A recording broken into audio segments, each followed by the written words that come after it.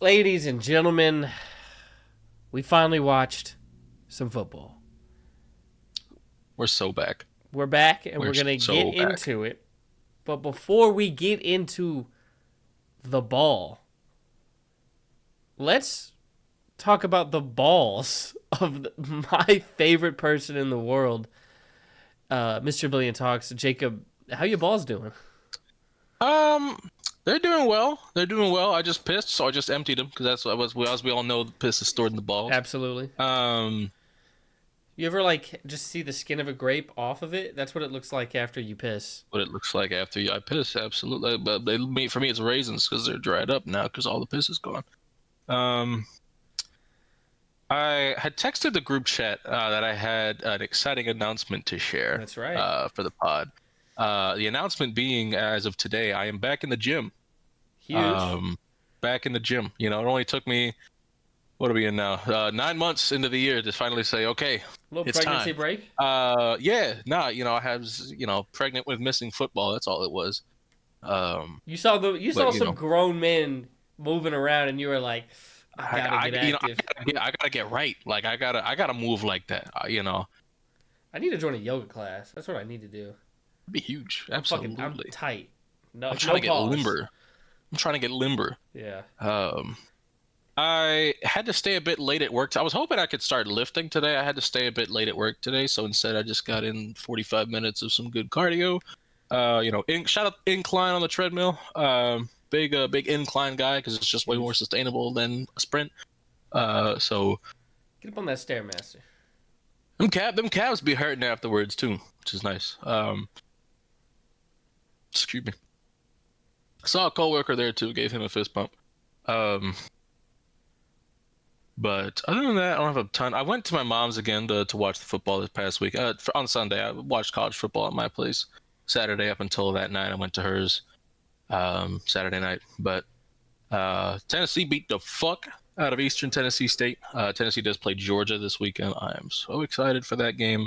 We haven't beaten Georgia in 8 years, so just get it done. And then my home team here, the USF Bulls, whooped the fuck out of Gabe's Florida Gators. They didn't win by that much, but they won. This is the important part. They got They the won the MacGuffin. game. MacGuffin. I don't know if you've been tapped in. They got the MacGuffin right now after that game. Why is that?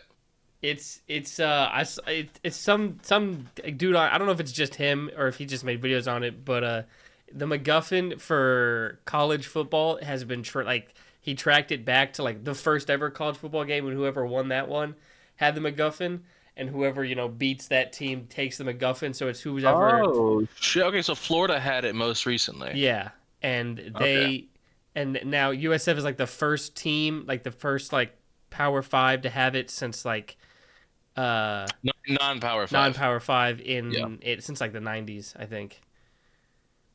So, fairs. and they're like, if they can get through Um, Miami somehow, they have a good schedule after that to like go for an impressive streak. yeah, starting off with Boise State and then Florida and then Miami in the beginning of the season is just ridiculous. But they're gonna absolutely fucking murder the American Conference when they get into conference play. They're easily gonna win the conference. I think they will be the group of five playoff team this year. I'm gonna go ahead and plant the flag now. I'm biased, one, because I live here, and two, because their head coach was Tennessee's offensive coordinator for a couple of years, and I liked him a lot. Shout out Alex Golish. Byron Brown. We named a Pokemon in the Red and Blue Nuzlocke after Byram, if I'm not mistaken. I don't remember Yes, which one it my was. Articuno, I think. Yes, that's right. That's right. Shout out by rest in peace, uh, See a fucking real Byram one. the Articuno. That was named after Byram Brown, who only played 4 games last year. That's why USF wasn't great last year. He's healthy. He looks great. He's explosive. Arm looks nice. So shouts out to him. Um, so that's about all the college football talk I really wanted to get into. I'm not really concerned with all the rest of it. Brayden, how are you doing today? What's going on? I have a lot less than last week. Certainly. But before I forget, especially because it's staring at me, let's christen the Week One Football Talk Pod with diet, Dr. Pepper, which is one of the best diets for sure. It does the best job of being as close to the OG thing as can be while still being Yeah, diet. I like that, Dr. Pepper. Solid.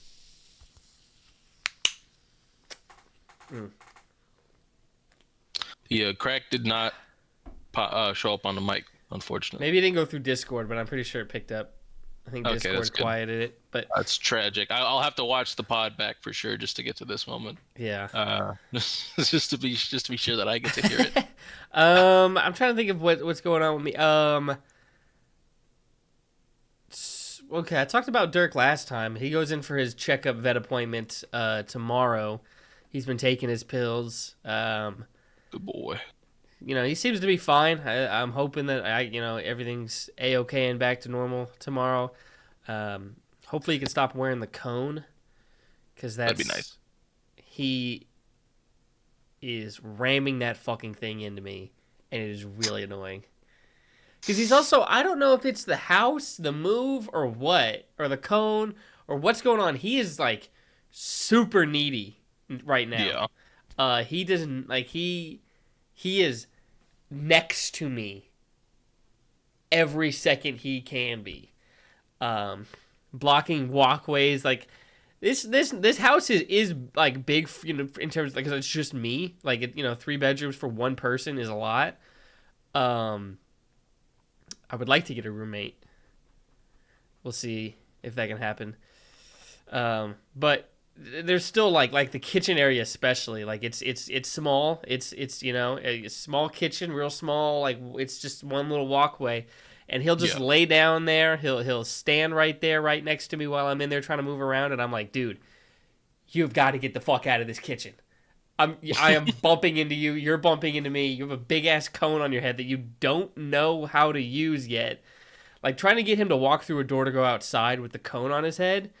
He just like is dragging it along the door as I'm trying to open it. And I'm like, dude, just back up and let me open the door. Yeah.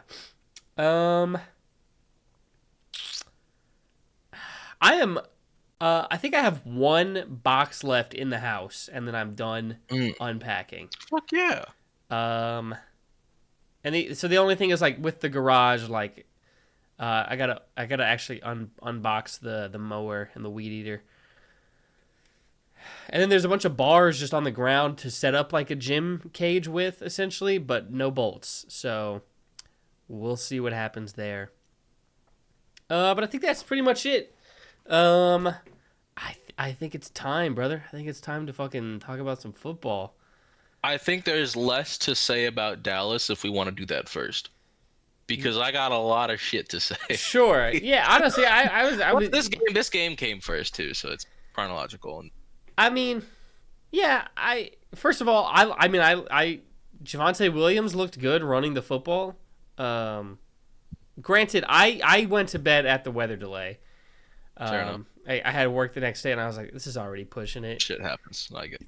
And seeing how late I stayed up to watch another game, and then how hyped it got me, like, and I stayed up even later after that, like, I made the right decision, especially because there was not a single score after I went to sleep. Yeah. It was a field goal. Was it? I feel like Philly kicked that field goal before the weather delay. There was one field goal scored after the weather delay, if I'm not mistaken. Okay. I really feel like it was 24-20 when I went to bed. Maybe. I mean, it could have been. Maybe. But regardless, not much happened after I went to sleep. Dak looked really good from what I had seen. That was a peak not his fault game. Yeah, that is an all-time not his fault moment. Maybe there was one before, but like the real big CD drops happened after I went to sleep, so I missed.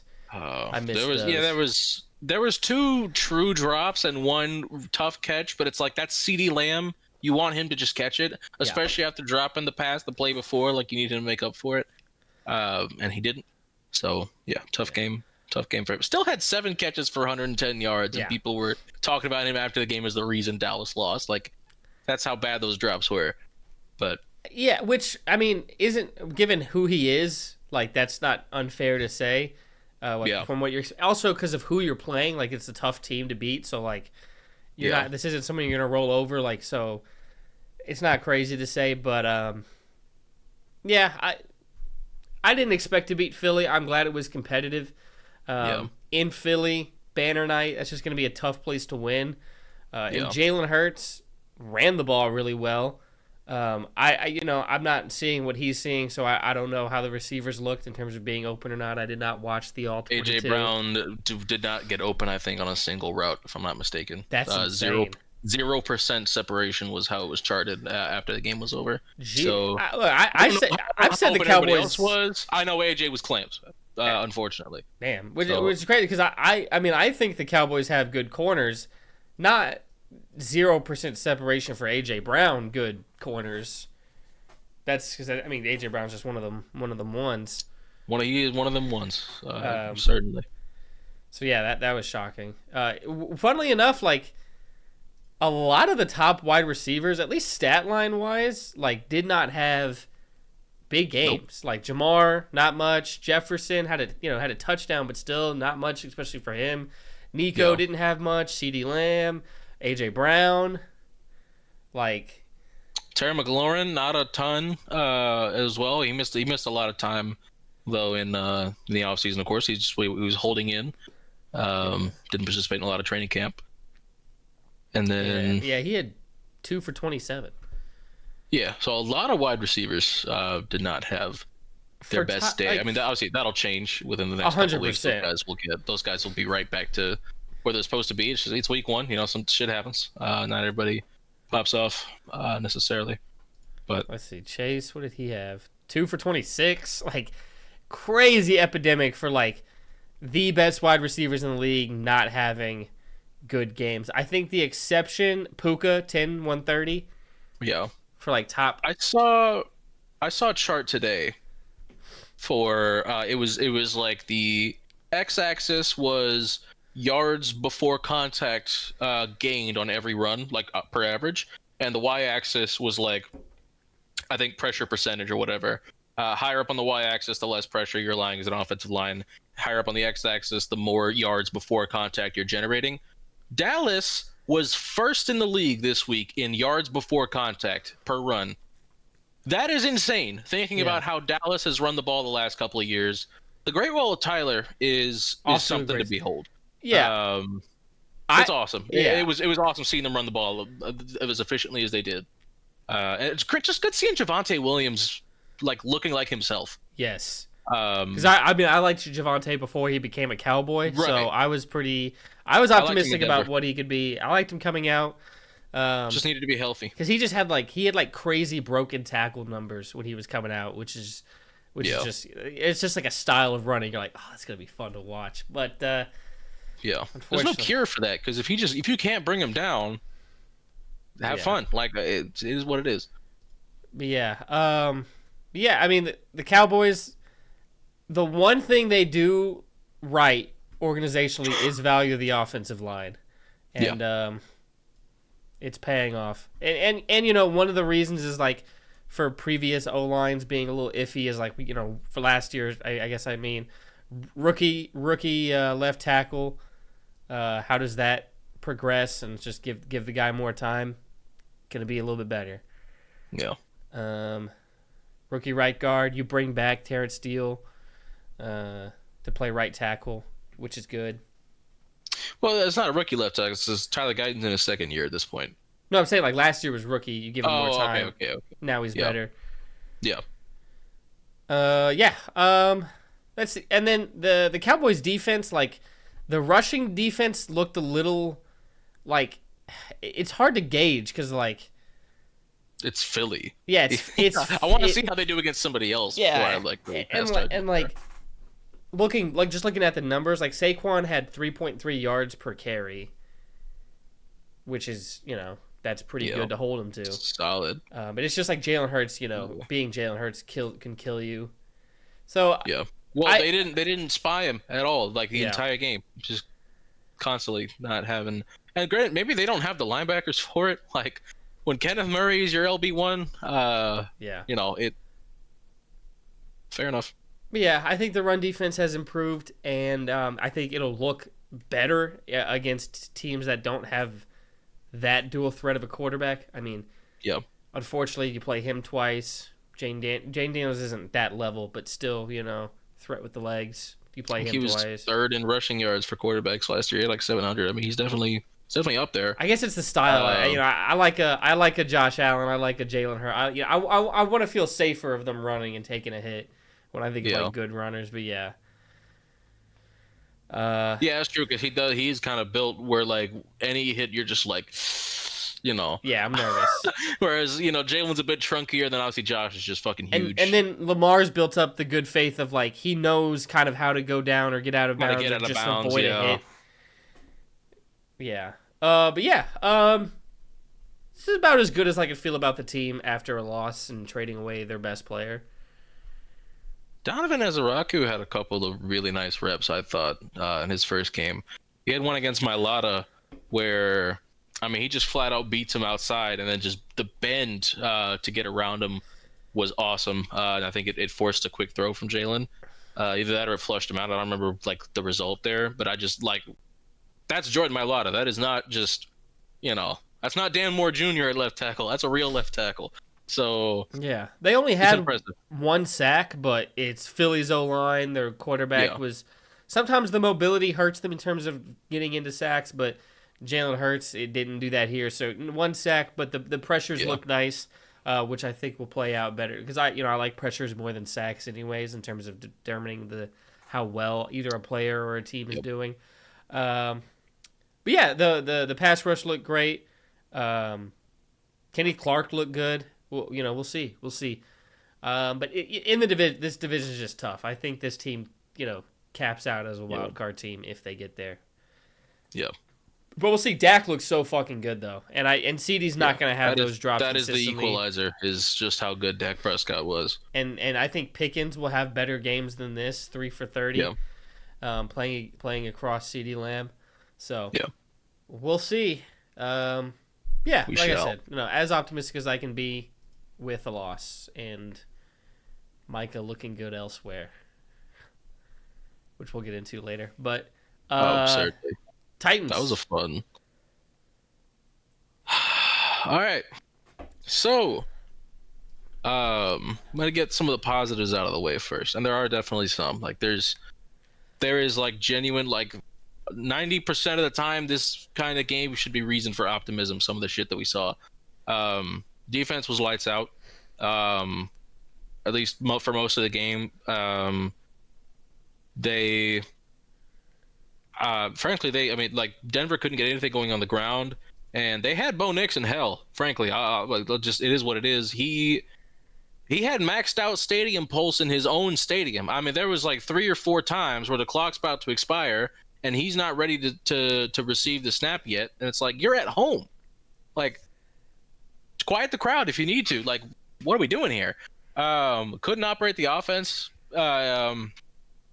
Didn't look great throwing the ball. There was a Jeffrey Simmons pressure that forced an interception. Jeffrey Simmons also had a strip sack in this game, so Jeff Simmons responsible for 1.5 turnovers. Another interception to Xavier Woods. Actually, I think that was the Jeff Simmons pressure, the Xavier Woods interception. I think the Roger McCreary interception was just a bad throw. He was late. He thought he had it. He didn't. He'll play better than this. This isn't I'm not victory lapping here on Knicks being terrible. I think this is. Well, you did do that in the group chat, though.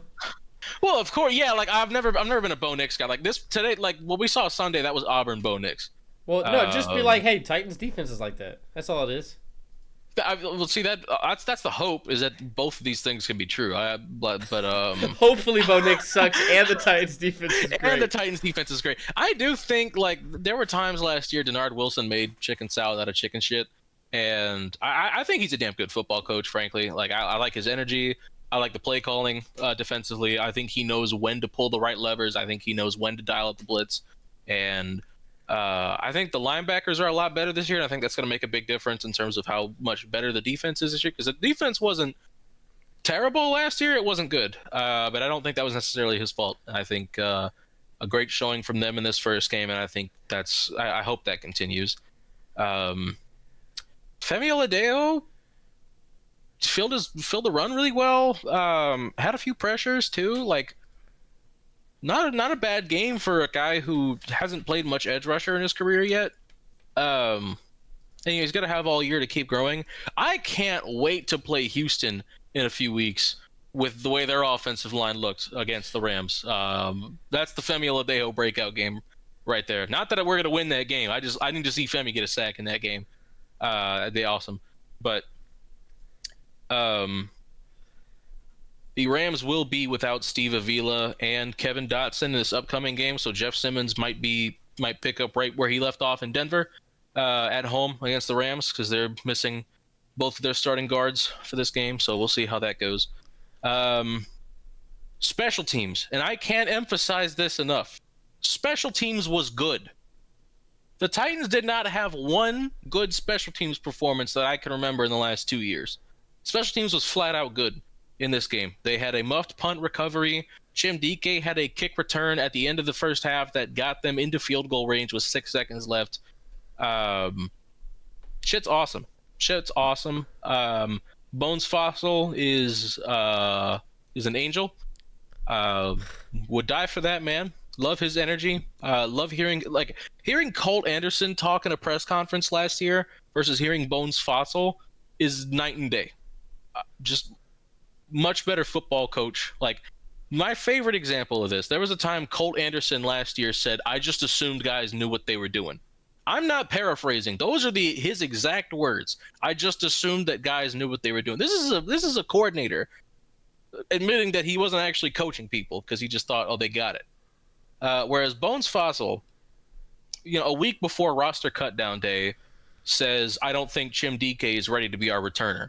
And then after roster cutdown day, when James Prochet gets cut and Bones Fossil has his next media availability, and they ask him, "Hey, you said Jim Dike wasn't ready, but you guys cut James Prochet. Did something change?" And he said, "No, to be honest, I felt good about him the whole way through. I just wanted to make sure he went out there and earned it." That shit's awesome. I love that. And Jim looked great in his first game. Had a nice punt return too, I think, for about 20 yards.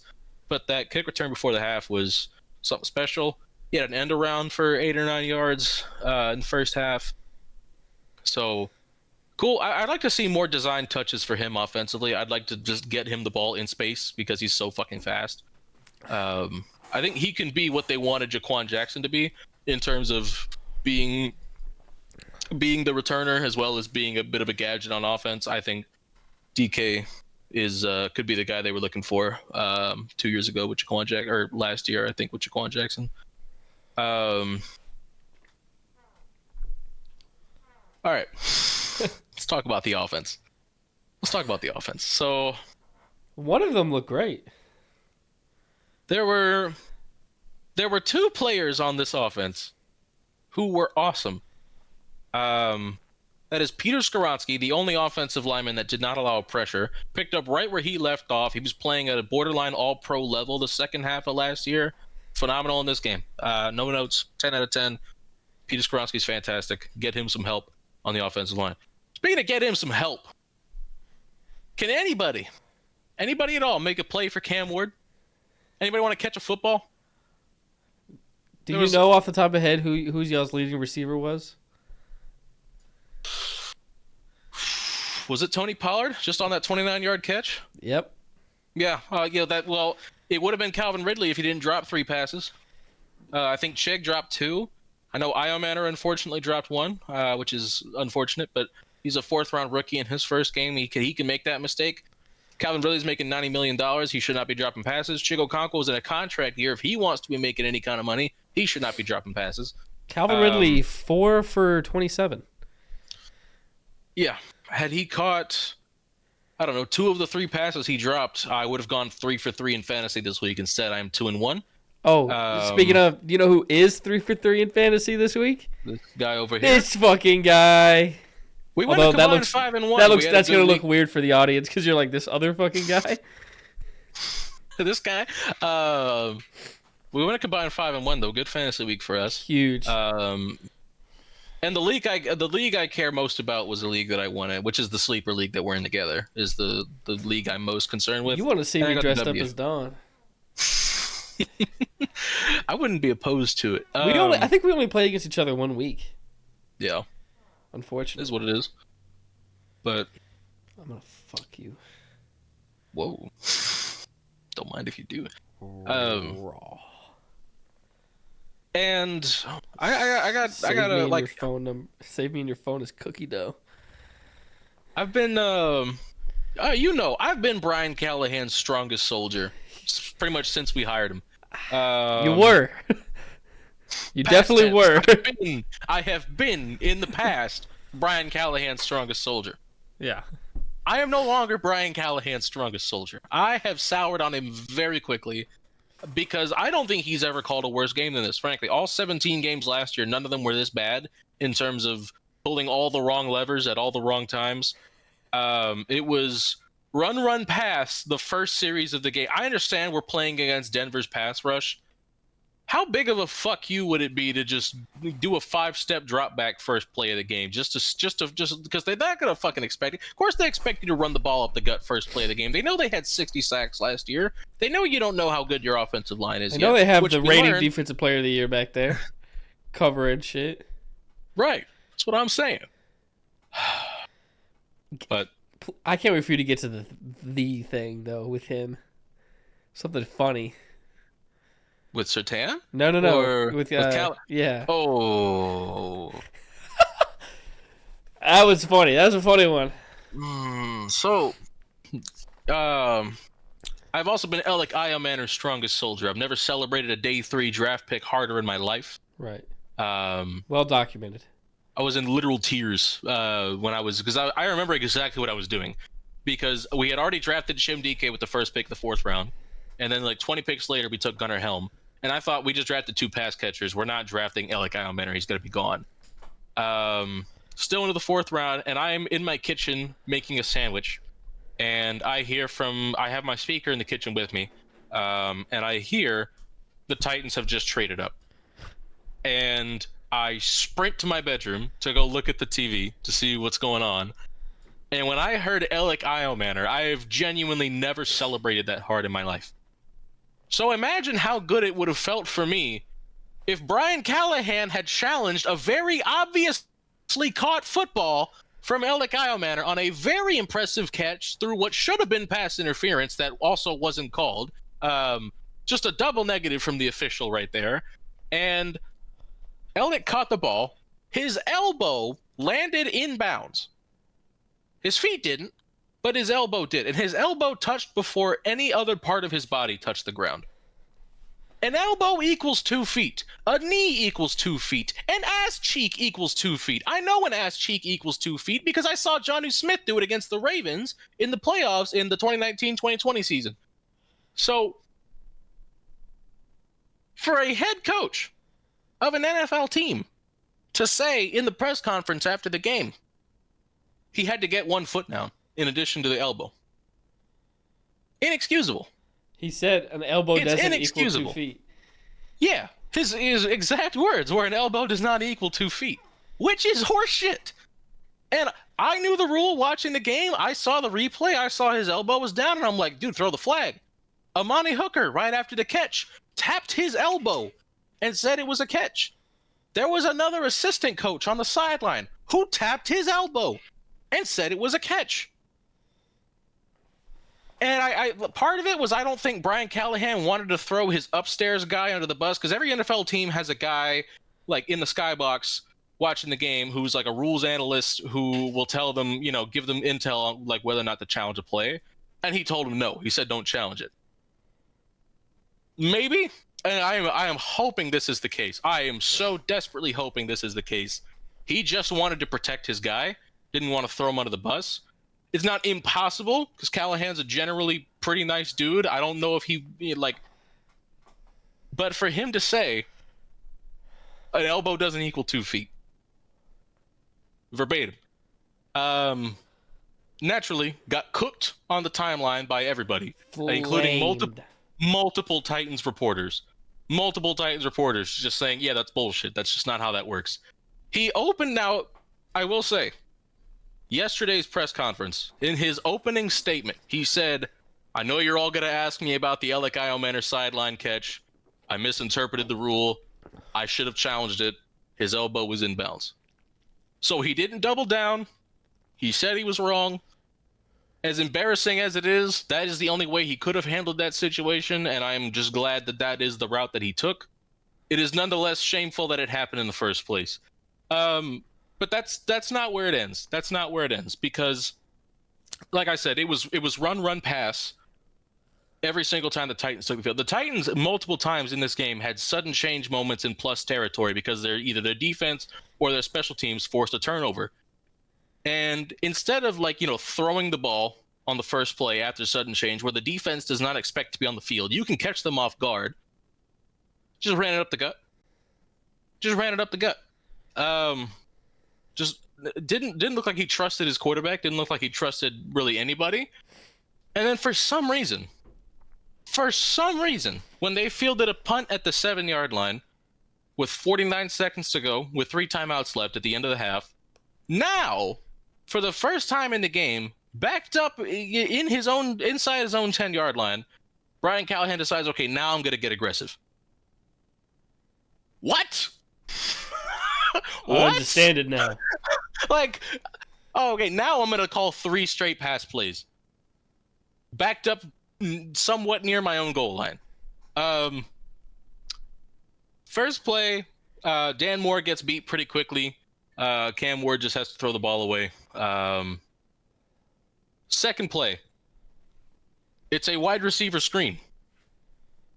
Except there was no wide receiver who was set to catch the screen. All 3 of them were blocking. Nobody was actually trying to catch the pass. So Cam Ward just had to throw the football in the dirt.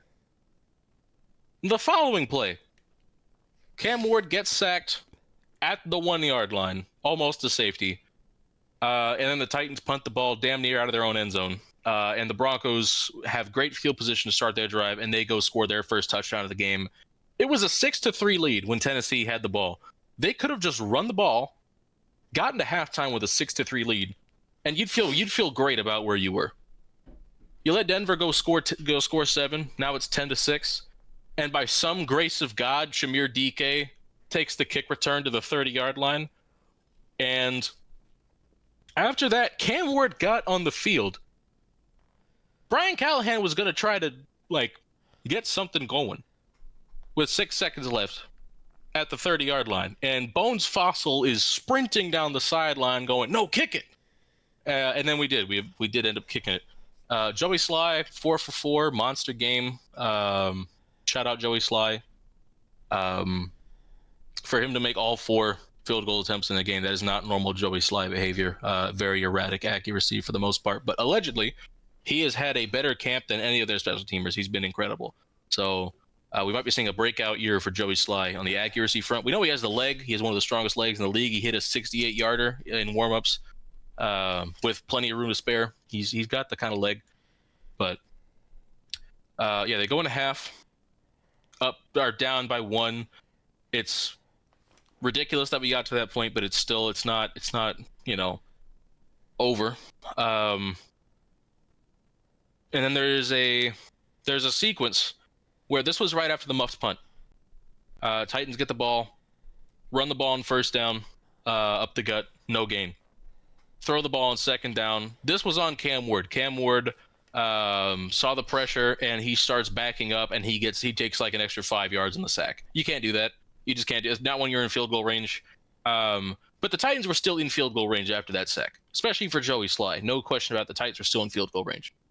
Until Brian Callahan called a pass play on that 3rd and 22 instead of, running it up the middle again for a gain of 4 yards against what's going to be soft coverage, make the field goal a little easier.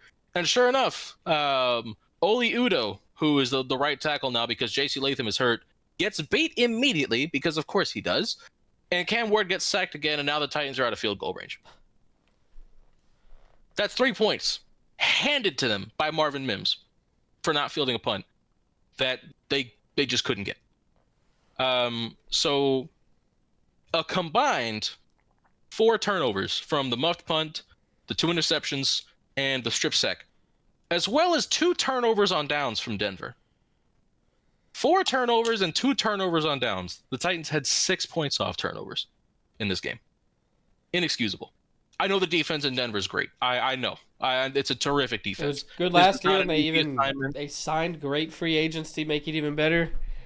And they led the league in sacks, and their biggest sack leader free agent that left was Titans linebacker Cody Barton, who had 2 sacks last year.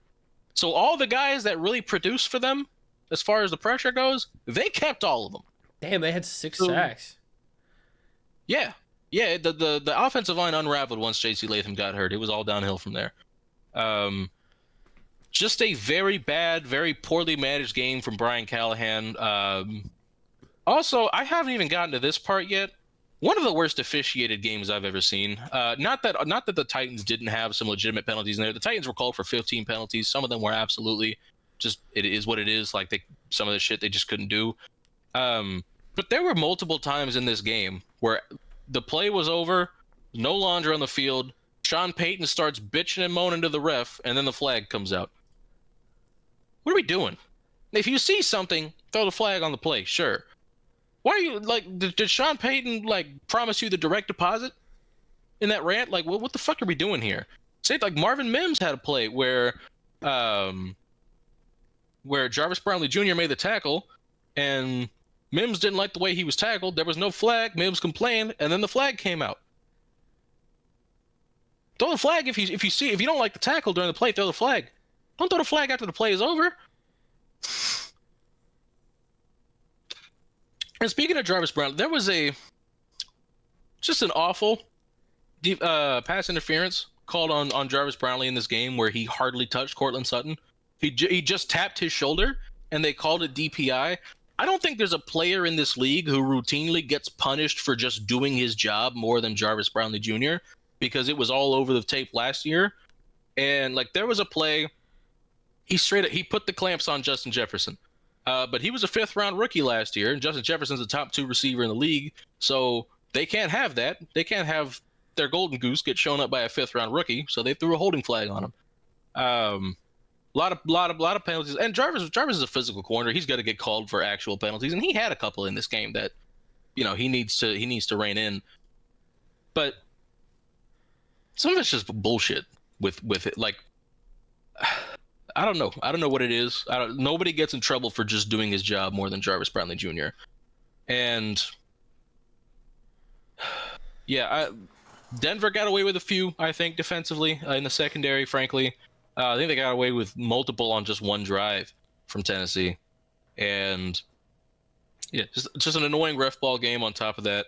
Sean Payton using 4 challenges in the game because after he used a challenge, they said, "Oh no, replay assist said it wasn't a first down, so you actually don't need to use your challenge here," and they gave it back to him. Like, that's fucking insane. But when Brian Callahan challenged the spot of the ball, it did actually count as a challenge instead of just, oh, we use replay assist, so you don't have to take the challenge away. It made no sense. Just a very poorly officiated game all around. I was not happy. Bad football game, ugly football. 2 teams played well defensively. Tennessee special teams played well. They did not play nearly well enough on offense. And, like, realistically, there's a lot of new pieces in the receiving game. There's a lot of new pieces on the offensive line. Lloyd Cushenberry is coming back from an Achilles tear. He's going to get better in pass pro as the year goes on. He's got to be able to anchor better. He's probably scared, frankly, to anchor on that foot right now. I wouldn't blame him. He hadn't practiced all summer. The receivers are going to get on the same page with Cam. The offensive line does not have to play this Denver pass rush every single week. Thank fucking God. And Brian Callahan simply can't call this bad of a game. It literally can't get worse than this offensively than it was in this game. And Cam Ward still looked good throwing the football. So, and with the way the defense and special teams looked, this should be a game that you come out of. Like, we covered the spread. The spread was 8.5. We lost by 8. We covered, and the defense and special teams look great. This should be reason for optimism, but it was such an infuriating way to lose the game that it's like I have a hard time being excited. I'm gonna gaslight myself into predicting predicting us to beat the Rams when we do our picks today anyway, so it doesn't matter. Clearly, I haven't learned my lesson yet. Bad boy. I think that's about all there is to say there. I think I'll throw one more thing in there. Some praise Brian Callahan had for Cam Ward on the I think it was the last play offensively for the Titans. It was that fourth down. Of course, after Ridley dropped the pass on the previous down. Easy first down there that Ridley couldn't hold on to. That fourth down, Cam Ward recognized the pressure pre-snap and changed to a max protect. They didn't execute, obviously, because Cam Ward still got lit up on that play pretty quickly. But he recognized the pressure pre-snap and made the adjustment at the line of scrimmage.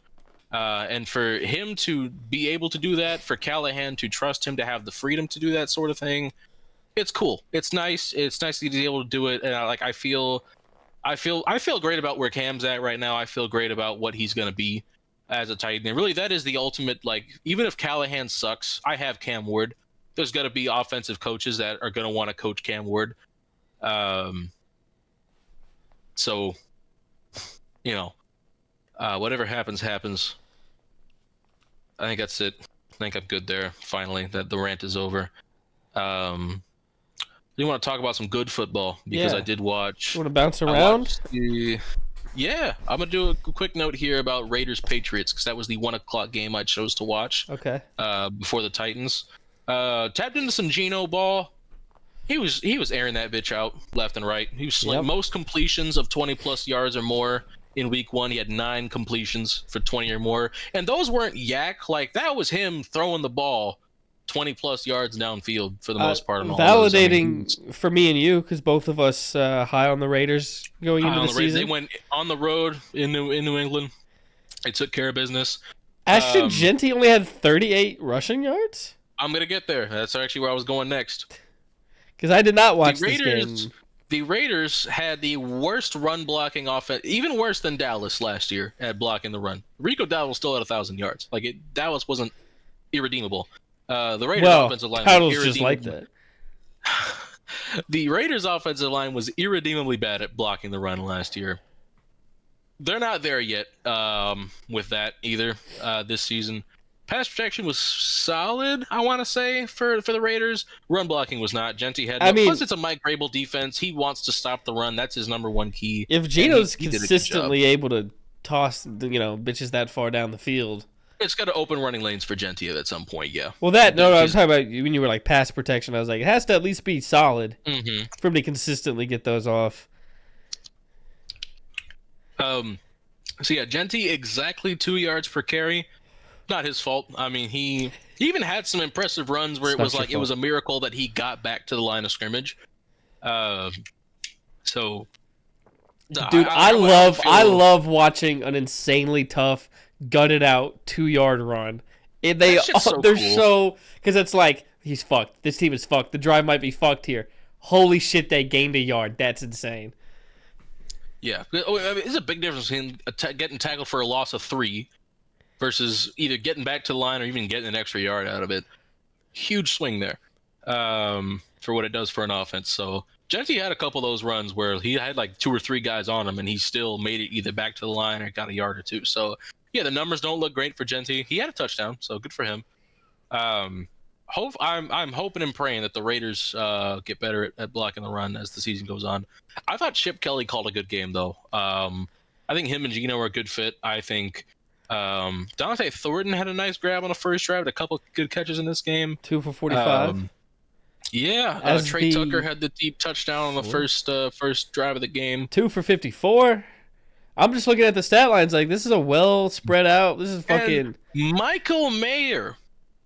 I fucking love Mayer.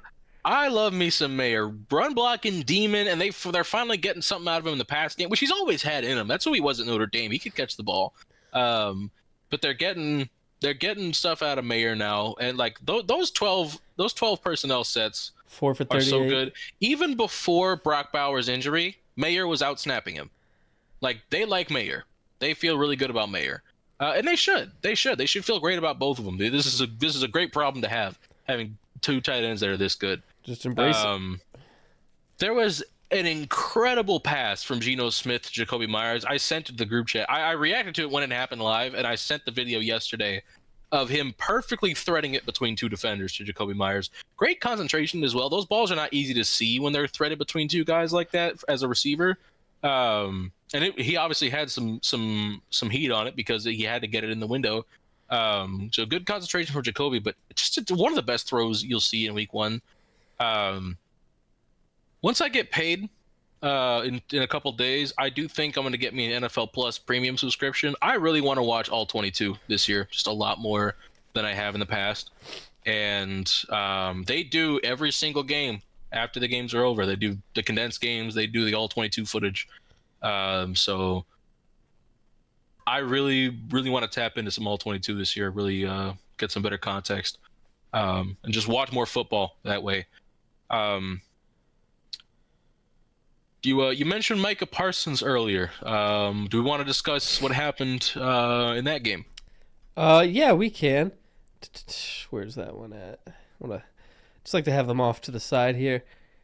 Whoops, that's the wrong button. But yeah, I'm not pressing the panic button on the Lions. No. I think the biggest thing that was holding me back on the Pack, even though I said they make the playoffs, was just like the back injury for Micah was scaring me a little bit, of like how quickly he'd get adapted to the team or anything like fucking. Yeah. Nah, he's good. He's good. Like that sack on Jared Goff where he just came out of the scrum, that he looked like a wild fucking animal chasing after him. He just like sprinted out of those bodies and he just hawked them down. I mean, that was insane. Don't give me that look. Sorry. Don't give me that look. We're not doing this in the year 2025. Sorry. No, it's okay. Damn. I'm sorry. Jameer had 10 receptions. Yeah, that'll do it.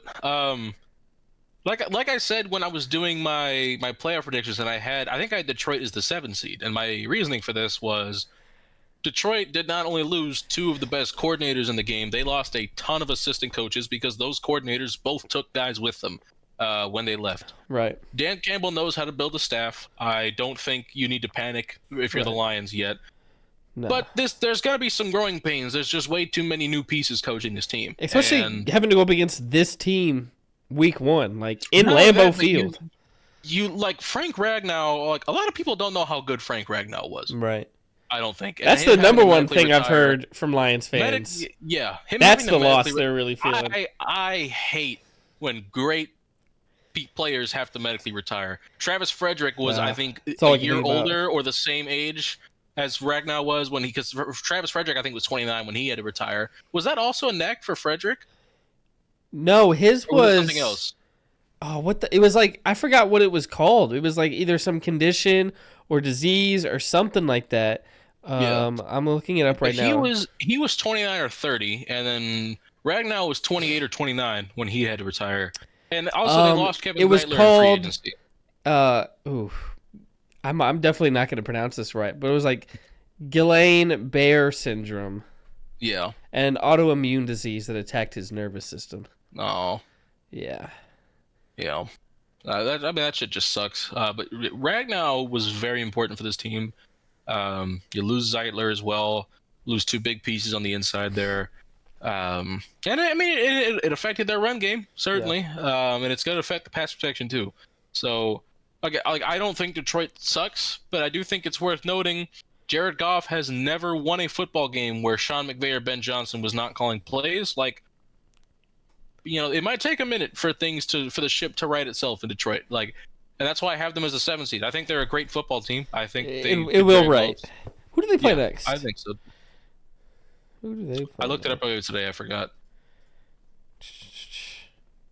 Is that Minnesota Bears. on Sunday night? Oh, never mind.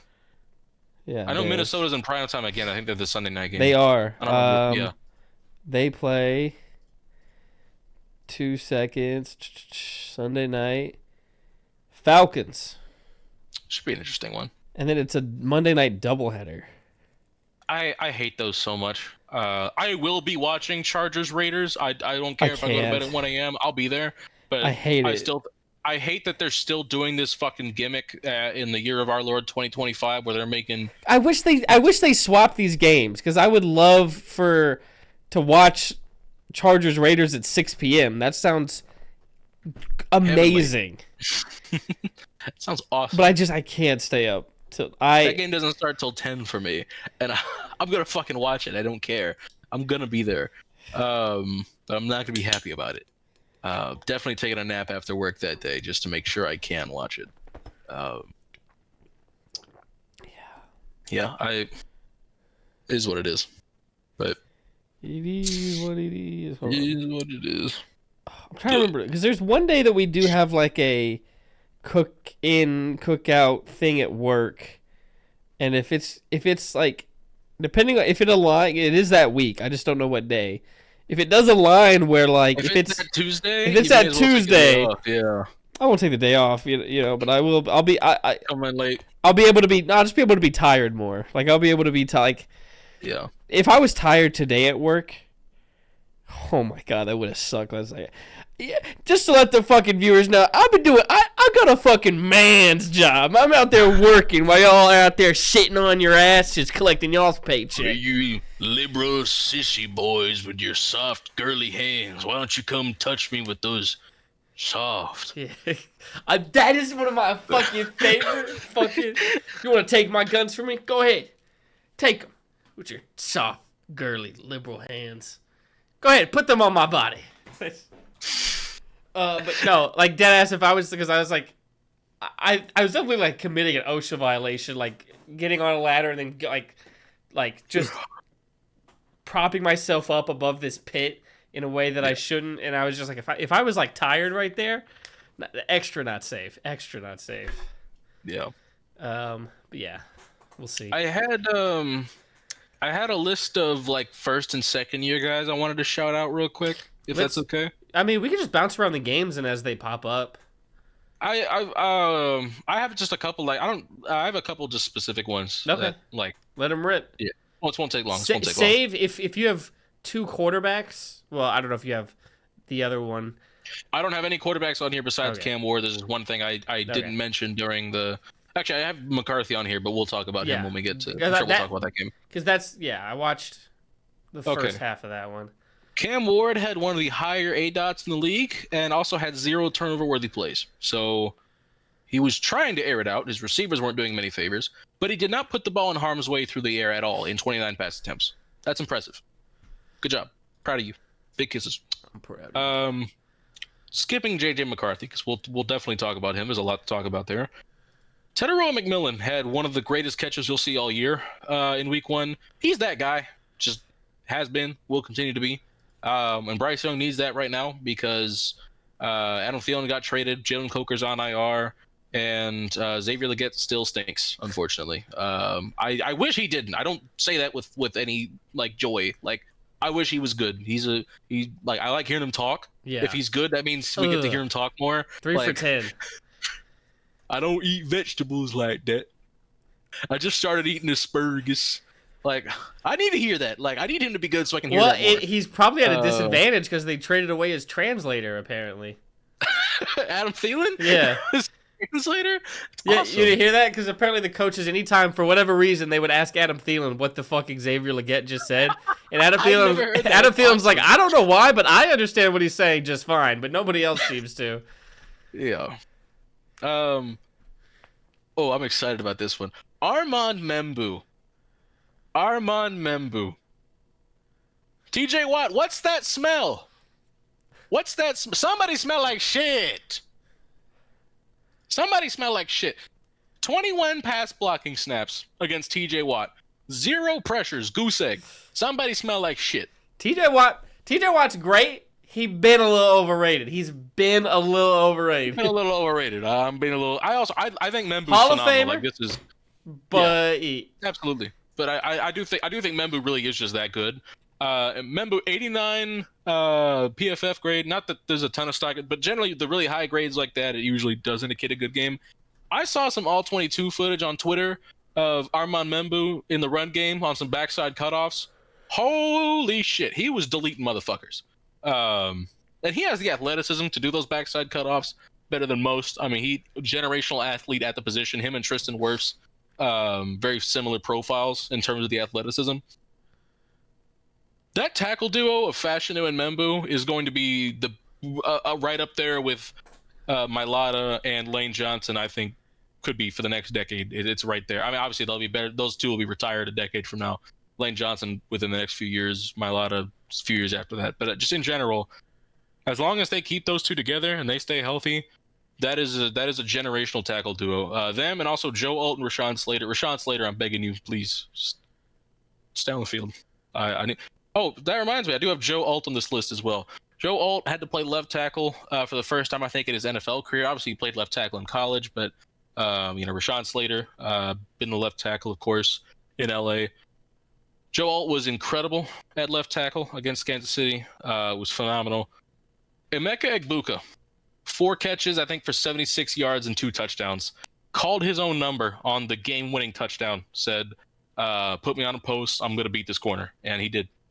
And terrific game from him.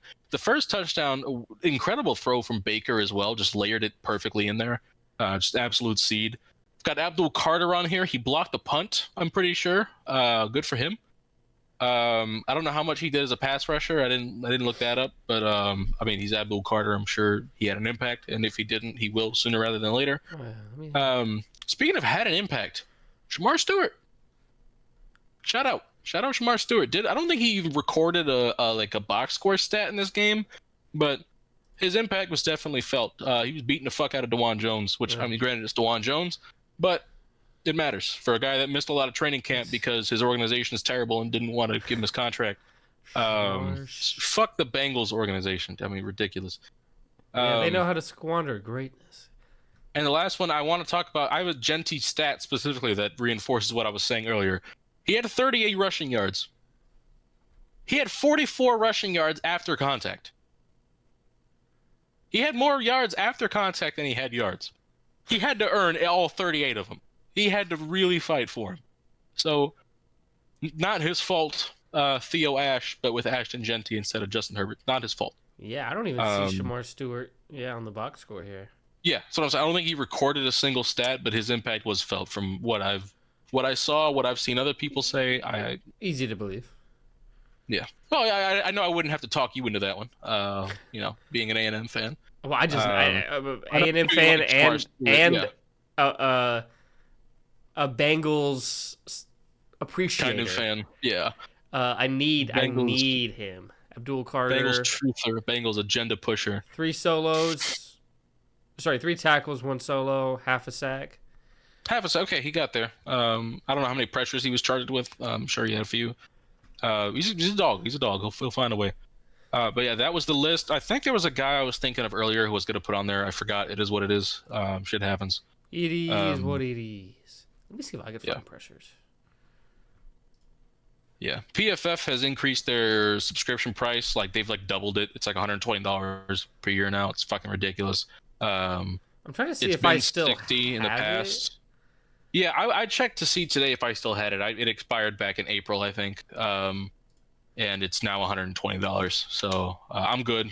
I'll let somebody on Twitter tell me how many pressures a player had. I don't need to. I don't need to figure that out for myself. Not if it's going to cost me that much money. Actually, you know what? I'm getting my bonus next month. Maybe I'll put some of that money towards a PFF subscription. We'll see. I don't really care about their grades too much.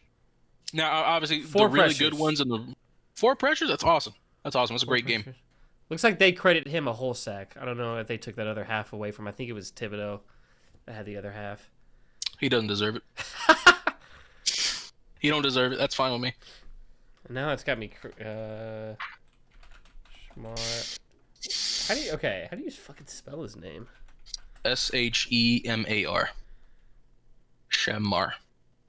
Which is that his actual first name? Maybe it's not. Shamar. I mean, it should. Maybe he's not in their thing yet. I don't know. I mean, if should be, he should be. Yeah, I don't. Shamar Stewart. Oh yeah, I'm just seeing it as Shamar. I don't. Here, let me just. Here we go. Let's see if they've got anything better for him. 3 pressures. Solid, yeah. Anyways. Yeah. Fun. Yep. Is there a game you wanted to get into in particular? Here? I mean, let's just hop around to the one primetime game we haven't talked about. Chiefs Chargers. Justin Herbert, there is a new if man in town. You have graduated. You actually you just swapped it. Cam Ward is now the if man, and so is Patrick Mahomes for that matter. What a great! I still think Mahomes, he either has like regressed a little, or all of the crazy shit that went his way before is no longer going his way. But he still needs fucking receivers to throw to. He did miss a couple to Tyquan Thornton in that game. Yeah. Early. He did hit one to him later. Great game from Greg Roman. I've never seen Greg Roman pass the ball like that. One of the funnier things I've seen is like Greg Roman spent his whole career setting up the run to just unleash it Friday Night Football. Yeah, spent 13 years establishing the run just to air it the fuck out in the first game of the season. Quentin Johnson, yeah, he's carried it over into this year. He looks better again. Still not using his body enough. But again, you'll take him just looking productive out there. I mean, a shared ball going around, because there was what is that, 5 Tyler 4 receivers with 50 or more. Keenan Allen got involved quite a bit. Yeah, touchdown, 7. He had the most receptions. I think Trey Harris had a catch. Yeah, I know Keandre Lambert-Smith got targeted. I don't know if he caught one. Did not. Well, I think he ran the wrong route on that play when he got targeted. Because I was like, oh, Keandre Lambert-Smith on the screen. Like, he ran the wrong route, but it's nice that he's here. Because I like Keandre Lambert-Smith. The McConk, 6 for 74. The Conk, 6 for 74. Good game for the Conk. Great Herbert game. Phenomenal Herbert game. Outstanding, yeah. And like I said, even though I said all that, I think Mahomes is maybe gone a little bit backwards. God, he still needs weapons to still work with. It would help if Travis Kelce didn't kill his wide receiver 1 on the first play of the game. Technically wide receiver 2, but Rashee Rice isn't there right now. Yeah. He's serving a suspension. Yeah, your number 1 suspended, your number 2 taken out by your number 3. Yeah. Kelce looks better, honestly, than he did. Kelce looks more athletic now than he did last year.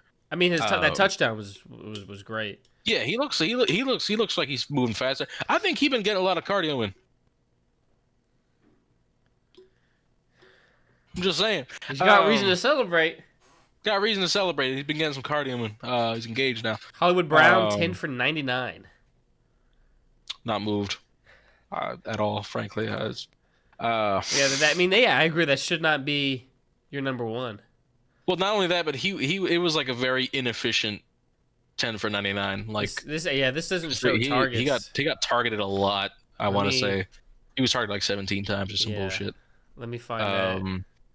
But yeah, Juju Smith-Schuster still taking meaningful snaps in the year of our Lord 2025. I think it's time to. He's in year 9 at this point. Good for him. 10 reception on 16 targets. 16 targets.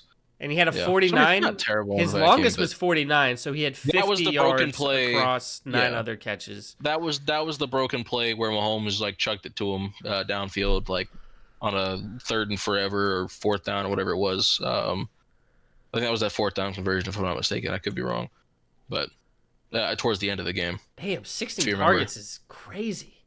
Yeah, that's a lot. Well, it's what you got to do when Xavier Worthy isn't there and Rashee Rice isn't there. Yeah. I would like to see more Tyquan Thornton on the sideline, because he had he had 2 touchdowns that Mahomes overthrew him on. Yeah. He's a slower guy, right? So that's to be expected, right? Yeah, he only ran a 4.21. I mean, nothing impressive. Yeah.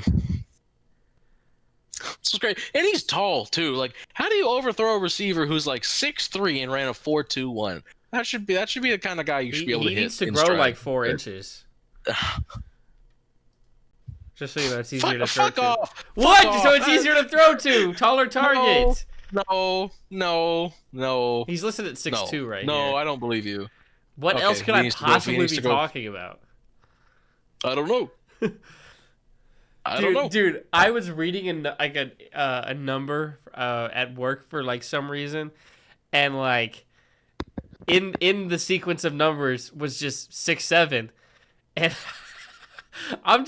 I'm working with a 73-year-old man, so he doesn't understand why I'm smiling and laughing so hard when I'm just like, yeah, 8 3 1 5 6 7 3, and I just come back with a big ass smile on my face. I have to do a daily check on my soldering iron at work. I have to check the voltage and the ohms on my soldering iron, and when I do the check sheet, I have to write down the number that's on the back of my soldering iron for like documentation purposes, like what number was assigned to this. Right. The number is 067864, and every time I write down the 67, I'm like fucking Brayden in my head. This face, that face is what pops up. It's just your fucking face in my head every time I write down the. Yeah, I love thinking about my best friend. Don't get me wrong. But it's the dumbest reason to think about me. But it's the dumbest fucking reason to think about you is when I'm 6'7", 6'7". I don't know which quarterback it was. I sent a political thing into the group chat solely because 6'7" was involved. I've never sent anything political to the group chat, but it was. This isn't about politics. I knew where you were going. Because it was AOC, and she was talking to some other senator, and she was like, "Yeah, we came into office like what 6-7 years ago." And I was just dying, dude. My brain's broken. Oh my god. And that's like a meme or a joke thing that can stick around for a while, just because of how like common it is. How like it's the not only is it numbers, used... it's in its sequence. Not only is it numbers, it's in sequence. Right. And the one frankly, it's the sequence of numbers I use most often. I feel like when I'm wondering how many times something has happened. Or like when I was thinking about how long I've had my car, and I genuinely, and I was like, oh, I think I've had it 6-7 years. I was thinking about when Drewski released the skit of the NASCAR race. I was thinking like, how many times did I watch this video today? And I'm thinking like, shit, it was 6 or 7 times. Like it was one of those two. Like it's not accidental or it's not on purpose. Like it's what it is. Michael Penix looked good. Yeah. Yes. And he had to get the ball out quick too, which was, he's usually the guy who wants to take the shots. He's a gunslinger. He had to play a little differently, and he looked good doing it. And then Young Hui Koo missed the field goal. Yeah. That would have gone to OT. Yeah, which is like how many times in Penix's career already has he led a game-winning or game-tying drive that was not actually a game-winning or game-tying drive? Do you know who the leading rusher for either team was in that game? Who? Baker. Yeah, fairs. But like, yeah, because the Bijan touchdown was a 50-yard reception. Yeah, Bijan and then Bucky and just running backs people were really high on going into the year, and Bijan played great, but just like the leading rusher coming out of that game. Oh, Baker Mayfield. Baker has like 3 of those games a year where he just runs the piss out of the football. Like it. Yeah, 5 carries for 39 yards. That was it. The leading rusher in the game was 39 yards of the game with Bucky Irving and Bijan Robinson. Bucky had 37. How many did Bijan have? Bijan tied for most on the team with Tyler Algier. They really split the carries. I did not notice this. They really split those carries. Both had 24 yards. Girl. Okay. Yeah, Bijan only had 12 carries. Interesting. Tyler Algier had 10. So Bijan had the same average as Ashton Genty. Yes. 2 yards per carry. Yeah. And then Michael Penix 6 for 21. The longest run was Michael Penix, 12 yards. Bijan's longest touchdown run too. Yeah. Bijan's longest run was only 6 yards. Damn. So he really didn't have nothing going. Yeah, I would not expect that to continue. Yeah, I'm sure he'll be better than that. Big ass Vita Vea in the middle. Clogging lanes, yeah. Sure doesn't help. But yeah, I picked the Bucs to win that division. This helped a lot because I still thought the Falcons would win this game. Because I usually, just like I said, for division games, I usually kind of just pick the home team and move on because division games are tough and weird. But yeah, them taking that one, that definitely helped me feel better. Shout out Liam Cohen, only first-year head coach to get the win. Duval. For Jacksonville. No shout out to Insane Carolina's weather wide delay. receivers. A ton of drops for Carolina. Bryce Young didn't play well outside of that either, like necessarily. Bless you. Thank you. Not his best game. Whew. To my knowledge. Bless you. Thank you. But yeah, shout out Liam Cohen. I think he's a good coach. I think he's a good hire. You're talking about we'll Liam see how Cohen, it plays Rick out. Williams. Yeah, you're good. I know I picked Houston to win that division. But like I definitely wouldn't count Jacksonville out, especially seeing what Houston's offensive line looks like right now. So I think they got a shot, certainly. God, he's so fucking handsome. He's such a beautiful man, truly. I guess he's here on his screen. I should point this way. It's weird on my computer. He's over here. So if you see me pointing the wrong way, it's the right way for me. But he's here for y'all. So that guy, handsome young man. He means the world to me, truly. God, look at it. Look at that walk up. God, that ass fat. These headphones are pretty loud, brother. I ain't got nothing to hide. Not a ton to talk about with this game, I don't think. Are the Dolphins awful? I think so. I think this might be really bad. I don't think it's just an issue of things not always working philosophically for Mike McDaniel's offense. There's like no accountability with this football team ever. It feels like Tua's at the podium and the reporter is like, sometimes when you turn the ball over, it comes in bunches, and Tua's like, man, that's a crazy comment to say that it comes in bunches. It does. You had 3 of them. Like, the fuck are you talking about? Like, that's not the first time in your career you've had multiple turnovers in a game. It's a fairly common occurrence for his turnovers to compound when he has them. Like, that's how he does it. Unfortunately, the reporter is absolutely correct. And I don't think they have the horses on either side of the ball. Frankly, I think Chris Grier has long overstayed his welcome as the GM. I think Mike McDaniel is a terrific offensive coordinator. Yes, I do not think he is head coach material. That's what I was thinking right point. now. Like he's going to be one of those head coaches that get canned, goes somewhere else, and is great in the role they ask him to be. Cliff Kingsbury type. Yeah. Yeah. So I can't wait to see him in an OC role again, because that'll be a lot of fun. Yeah, next year he'll be somebody's OC. We'll see. Yeah.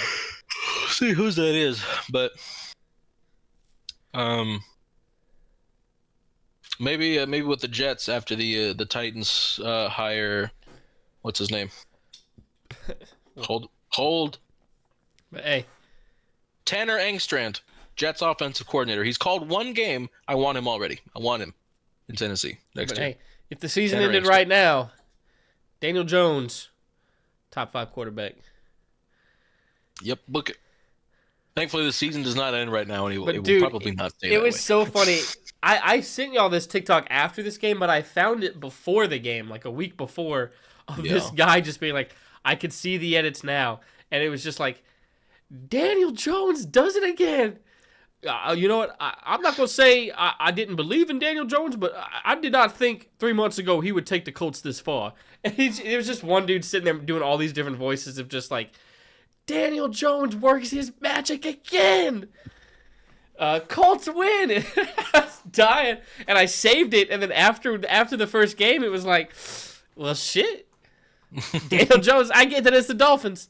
I don't want to overreact too much, but like, shit, I'm already ready to change my fucking division winner pick for that division and slap it to the Colts. Not a high bar, but I'm giving that shit to the Colts. I think Jacksonville's got the best shot of anybody not named Houston. Give me the Colts, baby. You can't play the Dolphins secondary every week. We'll see.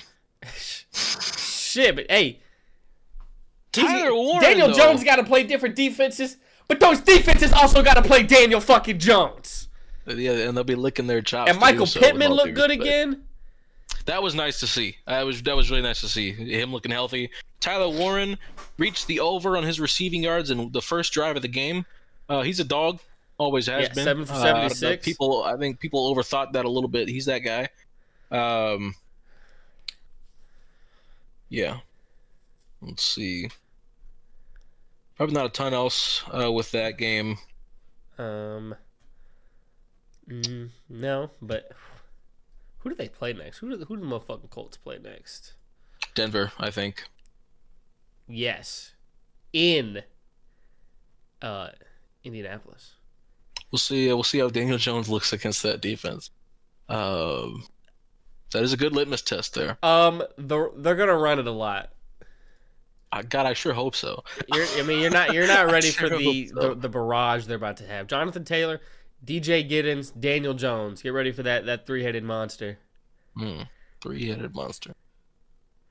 All right, four-headed. I will count Daniel Jones's big fucking hog as a fourth monster in that backfield. Yeah, you better. Hi, Bowie. Alec Pierce had one catch, but it was a great catch. Oh, it was awesome. Yeah, no, I did see that. Anyways, yeah, that's it for that game. We want to get to the Bengals won a game. They won week 1.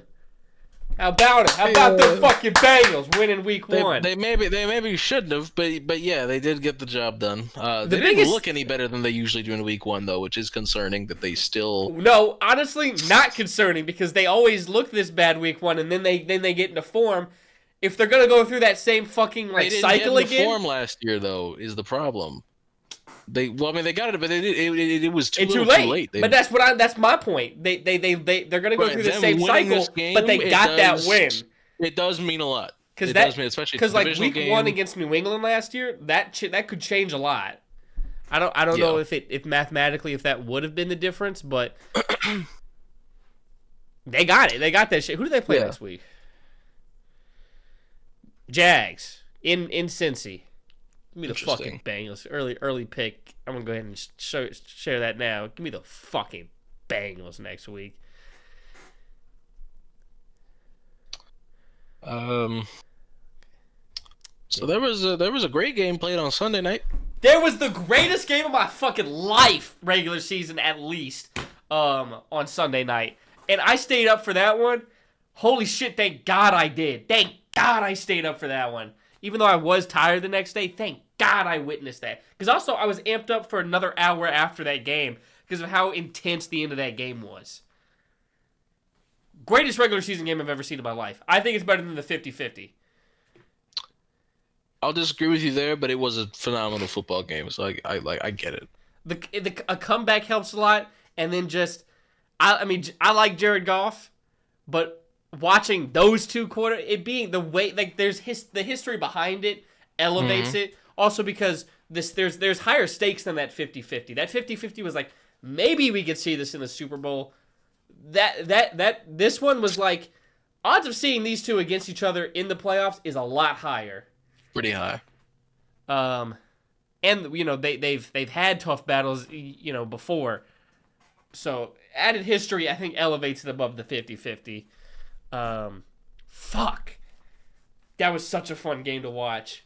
That was an incredible football game, yeah. Oh my God. Great Derrick Henry game. Besides the fumble, naturally. DeAndre Hopkins, Unk still got it. It's a great touchdown catch. Beautiful. He was their second leading receiver. Hilarious. Yeah. Zay Flowers, I'm assuming, was their leader, yeah? There is a huge disparity here. They don't have anything after Zay Flowers. Rashad Bateman was pretty good last year. 2 for 10 this week. Yeah. Mark Andrews 1 for 5. Yeah, Zay Flowers 7 for 143. Yeah, but DeAndre Hopkins was their second receiver at 2 for 35. When does fucking Likely come back? I'm not saying he's a savior, but like he could definitely help out this. It's a great question. I don't know what his injury is or how long he's out for, but but just that rushing attack, 18, 169 for Derrick Henry, 2 touchdowns. Lamar Jackson 6 for 70, and a touchdown. I mean, as evidenced in the group chat, I thought this game was over. Yeah, and as soon as you said that, I looked up and I saw like Buffalo had the ball, 5 minutes left, 15-point deficit, and I'm like, they got a shot. The way it felt though, like anytime it's just like any momentum that the Bills built, like the Ravens would go and score and keep it a 2-score game. And then the biggest thing, the fumble is what did it. The fumble changes everything. But also, I thought it was funny how, like, I thought the fact the Ravens were going to win this game is because they themselves got a penalty. Because the Ravens get a penalty, and it makes the Bills, it gives them the opportunity to go for 2 on the 1-yard line, and then they don't get it. And then after that, the next 2 tries, they're going for 2, and they went for 2, I think it was 3 times, and they didn't get any of them. And I was like, damn, the Ravens getting a penalty might be what wins them this game. But fucking, because that's 6 points. That's 6 points they left on the field. You could even call it 3 if you want to say they go for 1. Just get the extra point instead. Plus, they settle for a field goal at the end of the game instead of going for a touchdown they could have gotten. Like, they really could have scored 50 if they were better. Like, if they just played a little better throughout the game. But they fucking, oh my God, Josh Allen. Did you have him 1 when we ranked quarterbacks? I had him 2. You had him 1. Okay. Fuck! That guy is the best quarterback I've ever seen. Not the greatest. Tom Brady's the greatest. But just watching him play, I've never seen better. I've never seen better than Josh Allen. I mean, like I've always said, his best day is better than anybody else's best day. I've maintained that for a few years now. This was it. This was his best day. Like, that's, what are you gonna do? There's no defense against it. So this games like this are what like people who will say, oh, the quarterback position has declined in the last whatever many years, or we used to watch gods play quarterback. We still do. That's what we saw in that game. We watched a battle of 2 gods going at it. Two developmental quarterbacks coming into the same draft class, who both reach their ceiling, and who both consistently show up and just dominate. And they gave us an incredible football game. Yeah, it's beautiful. It's beautiful. I mean, regardless of outcome, that's such a beautiful. I had a great time with it. I do think Baltimore should have gone for it there. I think you're kind of admitting defeat, knowing your defense has already put up 38 points and you're about to punt it to Josh Allen with 3 timeouts left. Yeah. And he just needs a field goal. One throw and they're in it. Giving up. Yeah.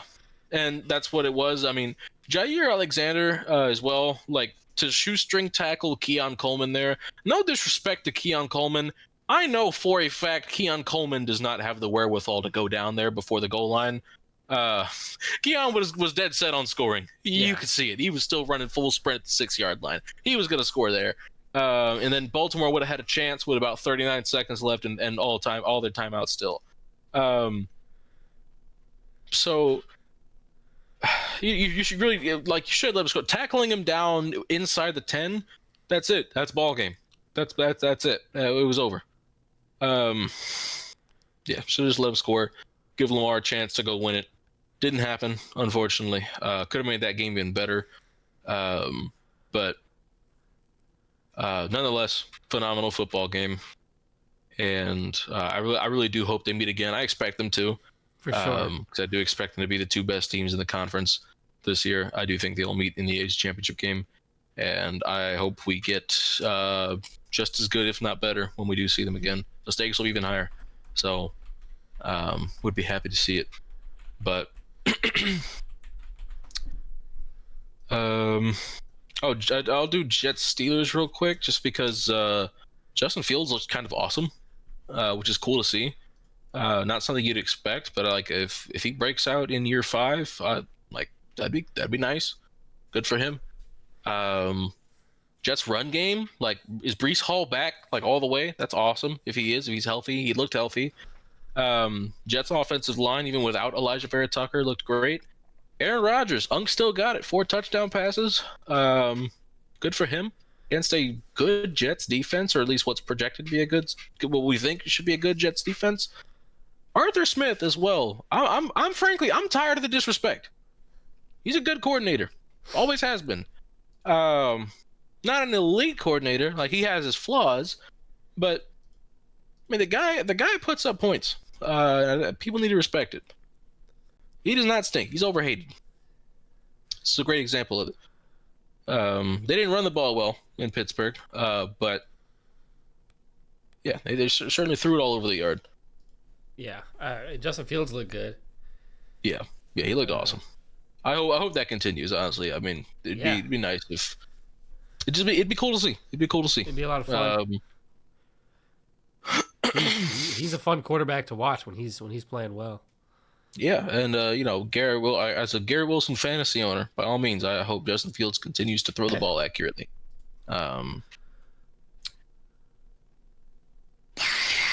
Bears-Vikings. Bears-Vikings. Man. Bears-Vikings. I fucking slept for the worst part. Like, slept through. It's tragic.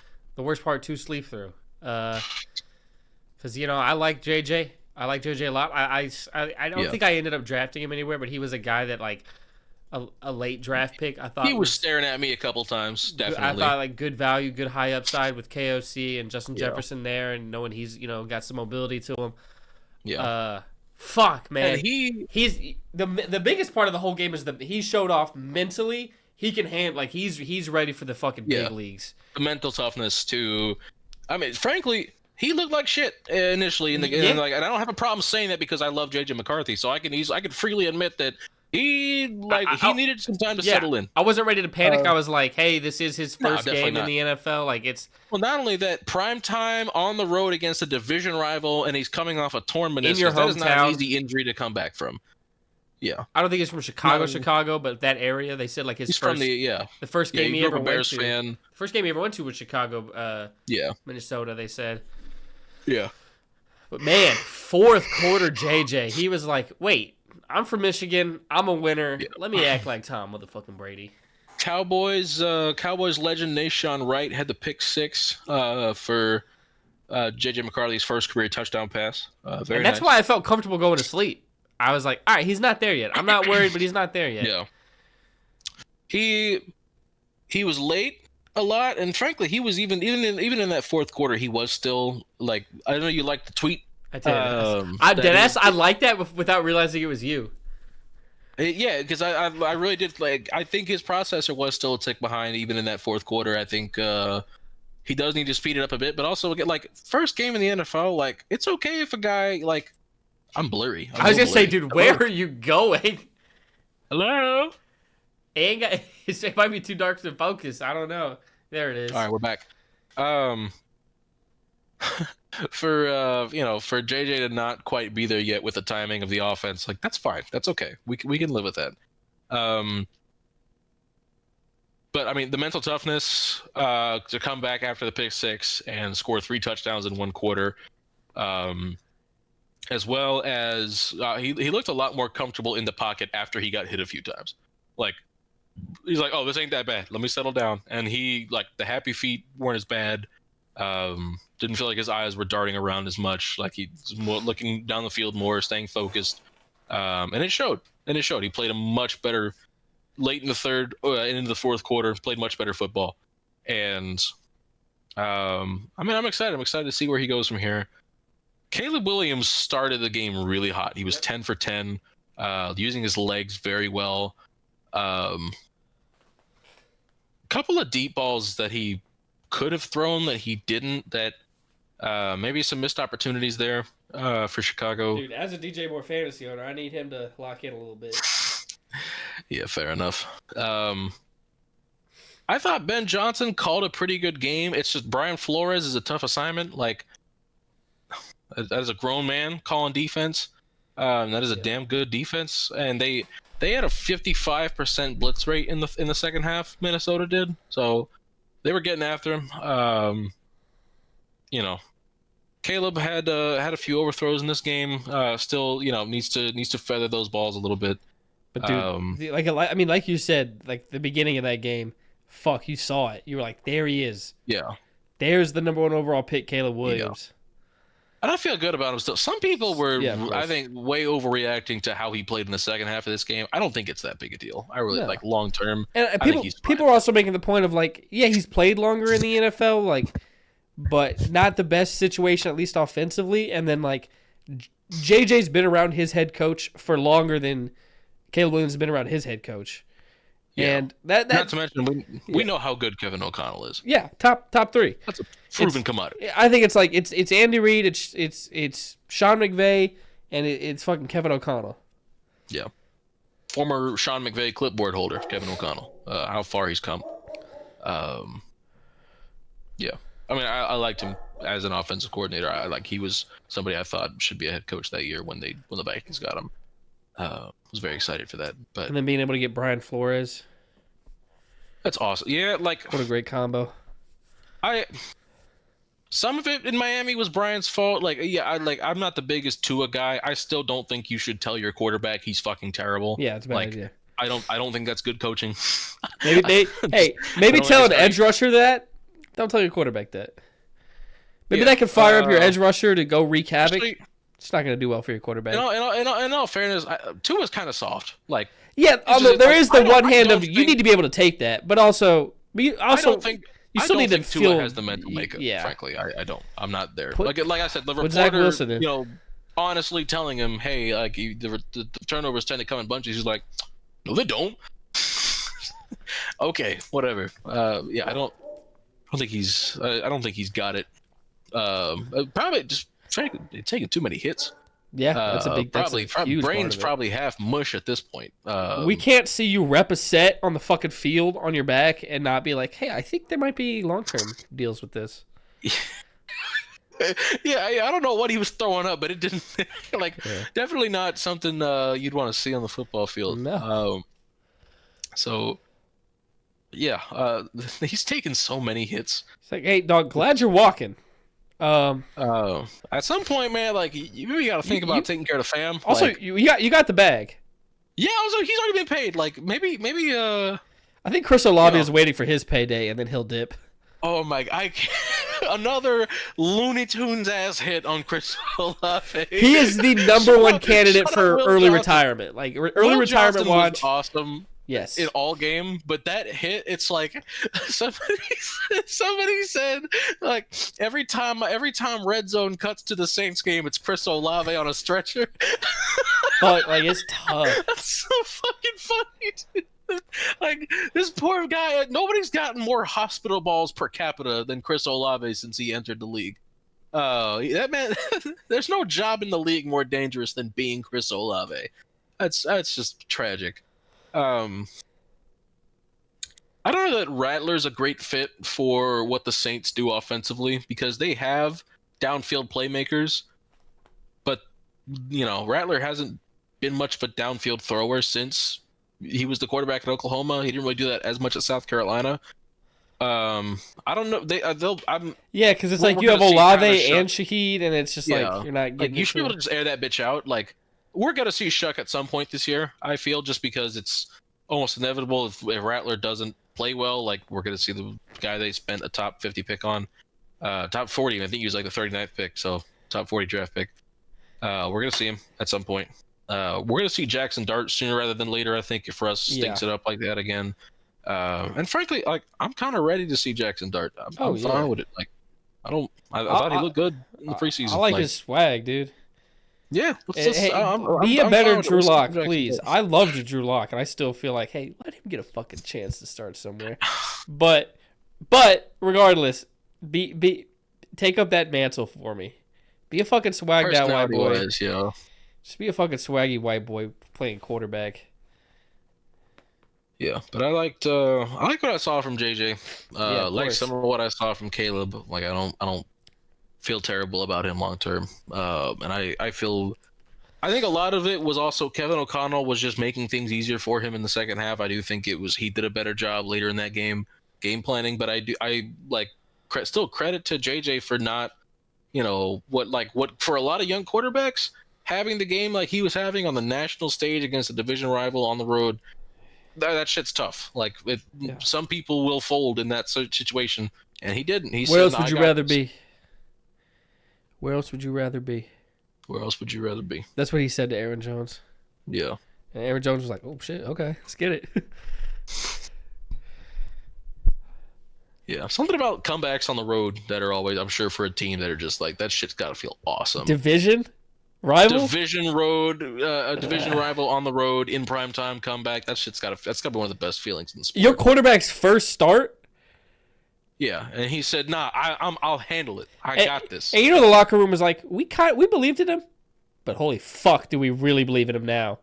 Right, for them to rally behind him like that, like, yeah, they probably feel like they got the guy already. I hope that's the case. I mean, like Kevin O'Connell said, they put a C on his chest for a fucking reason. Yeah. We got to see it. Yeah, we got to see it. We got to see that shit. Got to see it. Do you want to know what the current playoff standings are? Like who the 7 teams are in each conference? Not particularly. You don't want to. I just want to ask you and tell you if you would take this playoffs or not. All right. Would you take a 1-seeded AFC 1-seed Indianapolis Colts, 2-seeded Chargers, 3-seeded Buffalo, 4-seeded Cincinnati, 5th-seeded Denver, 6th-seed Vegas, and 7th-seed Pittsburgh? You taking that? Oh, I would take that. I don't want Indy or Pittsburgh in there. I would take that immediately. Or Denver, for that matter. I don't want Denver in there either. I would take that shit immediately. Because I know the Bengals are in there, so that's all that matters to me. Division leading Cincinnati Bengals. The NFC is Green Bay at 1, Washington at 2, predictable. Tampa at 3, San Francisco at 4, Arizona at 5, Philly at 6, and Minnesota at 7.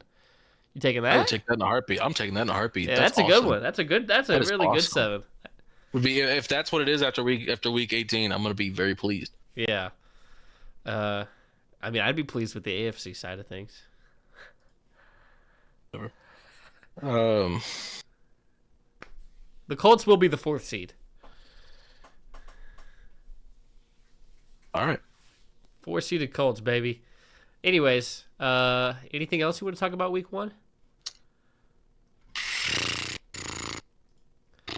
I think that's about it. I think short little convo about week 1. We covered a lot of. Well, is there a game we didn't talk about at all? Because I'd feel bad if we missed like exactly one that we just didn't touch on. So, Texans Rams. We did not. Matthew Stafford was fucking awesome. Well, I brought up best game he's ever played. Oh, okay. Well, okay. What else did we miss? Anything else? I don't know if we mentioned anything about Niners Seahawks. Jake Moody got cut today, which is about the biggest takeaway you can get from that game. That brother stinks. Yeah. Somebody said like the 49ers get like 53rd round comp picks every single year and they always waste them. And that couldn't be more accurate.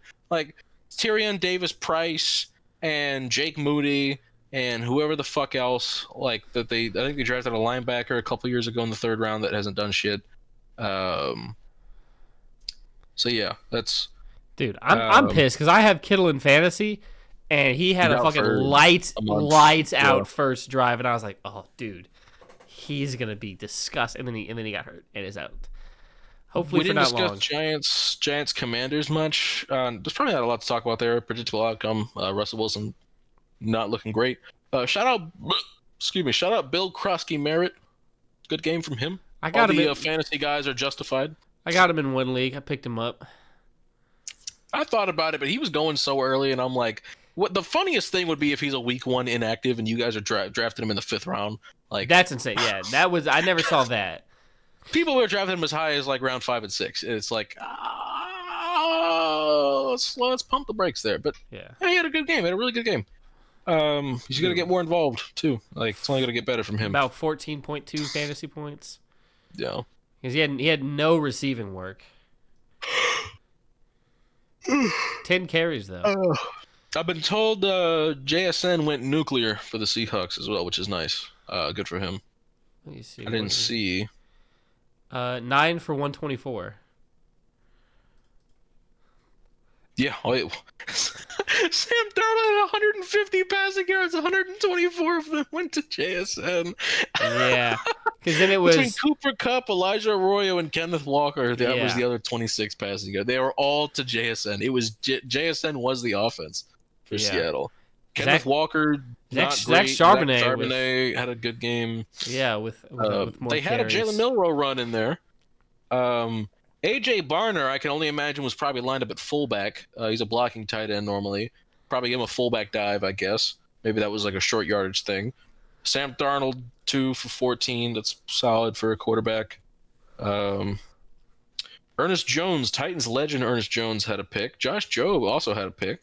And Brock Purdy is hurt. He might not be playing in this upcoming game. Purdy? And Purdy, if to my knowledge, is hurt. Yes, he had two different injuries, if I'm not mistaken. Oh shit! Like a shoulder and a toe, or some bullshit like that. Purdy has 2 separate injuries. So even if he does play, he will be limited. But we have successfully discussed every single game, so good for us. Do we want to make our game picks? Yes, I am up. I did think so, especially after that Buffalo game. I thought you'd be up because I know you picked Indy. It is 11-8 right now. I know you picked Indy to beat the Dolphins. So I won Indy in week 1 the previous 2 years because I picked them to lose in week 1. You picked them to win. The difference is I had Indy. Yes, you had Buffalo. I had Buffalo. Let's see. I had Pittsburgh. You had the Jets. And I had Denver. Okay. You had the Titans. You had the Rams. I had Houston, and then I had Buffalo, and you had Baltimore. Yep. So that does it. That does it. All right. I tell you what now? Can I increase my lead, or will you close the gap? We're gonna find out. Commanders, Packers. Give me Green Bay. Not with any confidence, mind you, but give me Green Bay. Like, I'm taking the Packers. Taking the Packers. Give me Jaden Daniels. Give me some magic. Give me some Jaden Daniels magic. All right, fair enough. Browns, Ravens. Ravens by 50. They're gonna be pissed off. We're gonna beat up on a bad football team here. Yeah. Jags, Bengals. Give me the I'll go with the Bengals. Bengals. I don't feel good about it. I feel great about it. All right. Give me the Bengals plus 9.5. Or minus 9.5? Which one is it? Minus because minus 9.5. Oh, if I can get him a plus 9.5, definitely give me that shit. The spread is 3.5 right now. So give me the minus 9.5. All right. Giants at Cowboys. Cowboys by 50. Yeah. I feel spread's only 6 on this game, which means the spread will only be 3 on a neutral field. I think that's ridiculous. I think Dallas is a good bit better than the Giants. Yeah. Faux show. Ooh, Bears at Lions. I got to take the Lions. I'm gonna be irresponsible here and pick Chicago. Ooh, tale of two halves. What are we getting on that Sunday? Patriots, Dolphins. Easy Patriots. Give me New England. The Dolphins are favored by 1.5. I think that's preposterous. But they're in Miami. Yeah, it is still warm it's in Miami, so I get it. But well, we're gonna find out that the Dolphins aren't actually bad. It's just that the Colts are great. I think the Dolphins are actually bad. Maybe they'll start Zach Wilson. 49ers at Saints. This is one we'll need to monitor injury-wise. If Purdy plays, give me the Niners. And if he doesn't, give me the Saints. I'm going to pick New Orleans right now, just for funsies. I mean, the Niners just beat the Seahawks, so I'm definitely going to take the Niners. I don't know, this would be such a Niners game to lose. Is the qualm I have here? Nah. Is that this is the type of game that they lose? Nick Bosa was a monster last week. He never seen Kelvin Banks before. All right. Bills at Jets. Give me the motherfucking Bills. Buffalo, but the Jets 6.5 at home. I feel a little better about them than that. I don't know. If we were taking spreads, we'd have a different conversation maybe, but definitely give me the Bills. Seahawks at Steelers. Give me Seattle. Fuck it. Give me Yeah, Seattle. I'll take Seattle and that motherfucker bounce back on it. Here we go. Rams and Titans. Let me go ahead. I'm taking the Rams. Go ahead. I'm gonna gaslight myself, man. Okay. This is the last week I'm gonna do it, but I'm gonna gaslight myself. I doubt that. Yeah, you're right. I'm gonna do it next week too. Give me Tennessee. Give me Tennessee. You still got a couple more weeks of being gaslightable. Yeah. Panthers at Cardinals. I'd love to pick the Panthers here. I'm not. I'm gonna say Arizona. Dude, they're staring at me, dude. They're fucking staring at me. But I know. I would love it. But Will Johnson and I think Kyler and Marvin Harrison Jr. are on a better page this year to start the year. Nice to see a Marv touchdown week 1. That is just it's good. Give me the Cards. But if the Panthers end up winning, it's because Tet goes for 110. I'll tell you that right now. Yep. Broncos at Colts. I'm gonna pick Denver, and I think you already said you're picking Indy. Give me the fucking Colts. Fair enough. Eagles at Chiefs. I doubt Worthy's healthy. I don't know. I don't feel good about it, but give me Philly. Like, I don't want to do this, but like, I don't think Kansas City has the horses right now. They didn't look good defensively against. Do you think AJ Brown has 1 catch next game? I don't. No. I think he's bouncing back for like 80, 90, 100 yards. Yeah. Falcons at Vikings. I don't want to pick Atlanta to start 0-2, but like I don't want to pick against Minnesota in primetime. Unfortunately, like I think you have to. When JJ, you know what I thought was funny? Because the Vikings had Kirk Cousins for so many years, and Kirk Cousins being the Monday Night Football demon, having like he was started like 0-8 in his career. JJ McCarthy won his first ever Monday Night Football start in his first ever game. It's just awesome. Give me the Vikings. Here we got the doubleheader of Tampa and Houston. Give me the Bucks. To start. I'm also taking the Bucks. I think Houston's favored, which I find interesting. I know they're at home, but by what? By 2.5, I think. That's not crazy. No, it's not. Because the Bucks, they won, but they didn't have it wasn't like some big show out. And then the Texans, they played a good, Rams team, well coached, good quarterback.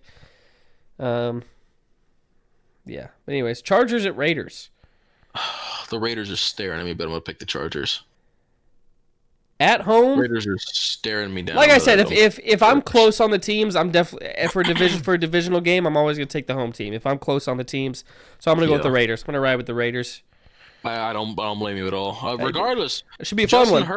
Justin Herbert versus Geno Smith is the "Do you actually know ball" bowl. Yeah. In terms of like if how you feel about these quarterbacks. That'll be a real fun. That'd be fun as fuck. That's 2 ethical hoopers. Oh shit! Dan Moore Jr. missed more blocks than any other tackle in the NFL on Sunday. That's not encouraging. And he has to block Jared Verse next week. Have fun. Did you pray today? Did you pray today? Wiggle, wiggle, wiggle, wiggle, wiggle, wiggle. Wow. So we'll see. We didn't have too many disagreements. A few. Nothing too crazy. Yeah, we had like 3. It's gonna be an interesting week. It's some good matchups. Do we want to do? I'm a little sleepy. If you want to just jump straight into the top. We have to, dude. We spent a lot of time. We're not going to spend that much time. No, not going to talk about every game every week. But I'm just football's back. We had to do it week 1. Yeah. I'm glad we did. But yeah, let's go ahead and do. Especially because those middle games, like in between the noon games and then the Sunday night football, I'm usually like tapping out a little bit. Like I pay less attention during those later games. There's just less ground to cover as the season goes on because we're gonna know who people are as the like. Sure. By the time we get to like week 10, like we're gonna know for the most part. Okay, this team is this. We'll have an MVP picture race with a playoff race will be a little bit more set, even if the brackets themselves are not. Right. Yeah. All right. Top 3 of the week. Pokemons that we want a mega evolution for. Yes, sir. I came up with this idea, and Brayden said that was perfect, and he said he already knew who his number one was going to be. So, Right. But it is not. Yes. It's not what y'all think. It's not what y'all are thinking.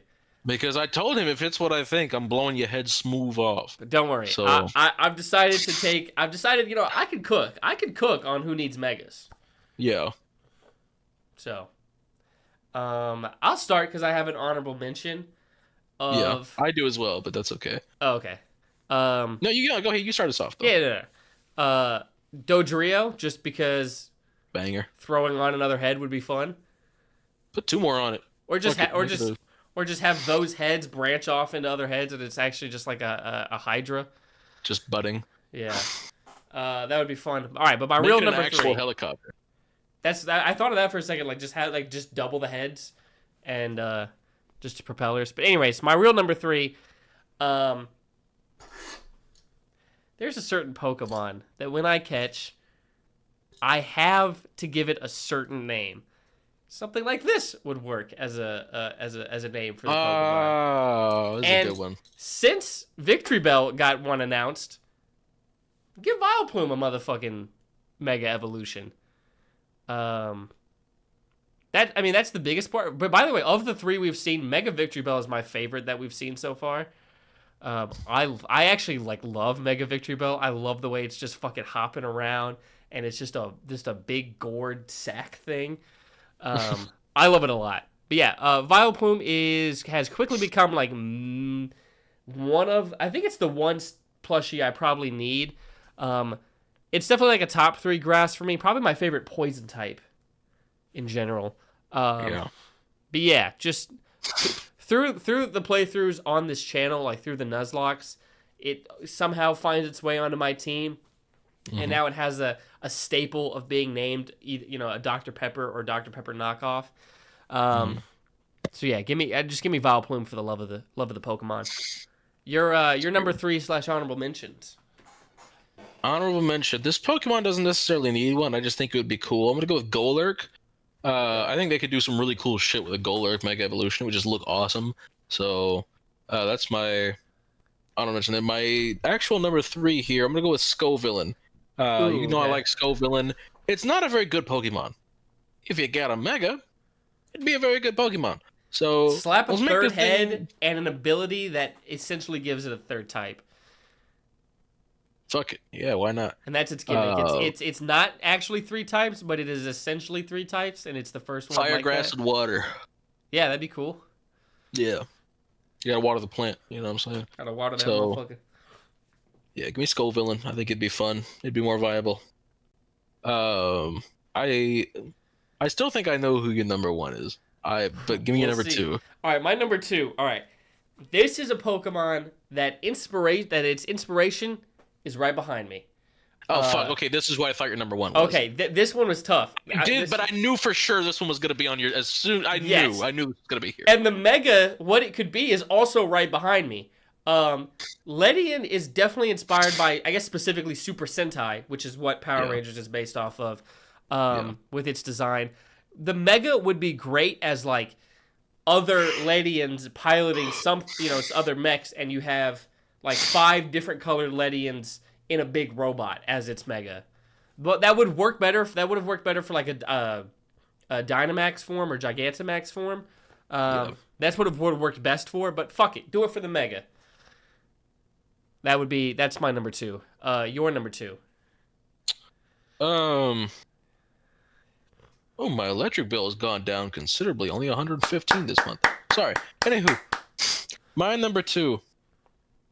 I'm going to go with... It's interesting because to Mega Evolve this Pokemon would kind of ruin its gimmick. But it's such a well-designed Pokemon, I just want to see them take it a step further. I'm going to go with Zoroark. Oh, okay. Of course, the gimmick being the illusion, when it comes in as the last member of your party, I think, when you send it out. So if you give Mega Evolve it would probably break the illusion automatically. Unless you send it out as a Pokemon that also has a Mega. So if the illusion is like Venusaur, the animation is just going to show you Mega Evolving your Venusaur into a Mega Venusaur. But it's actually a Mega Zoroark. and the design would be even cooler than current Zoroark. I can't wait to get you to play Gen 5, man. Give me Zoroark. We're inching our way there.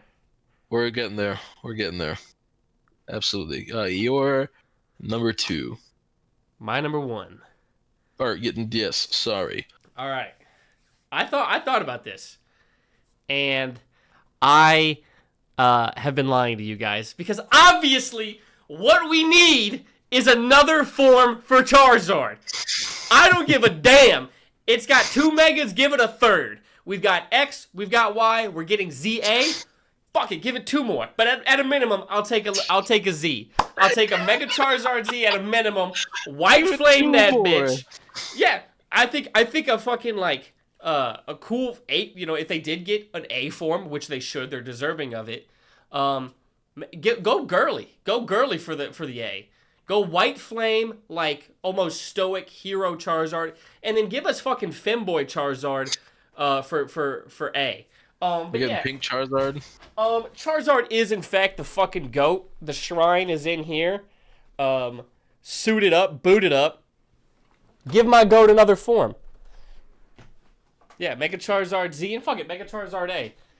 Stoic angel-like hero Mega Charizard Z with White Flames, because that's the one I want the most. The White Flames specifically. The other aspects of it I don't care.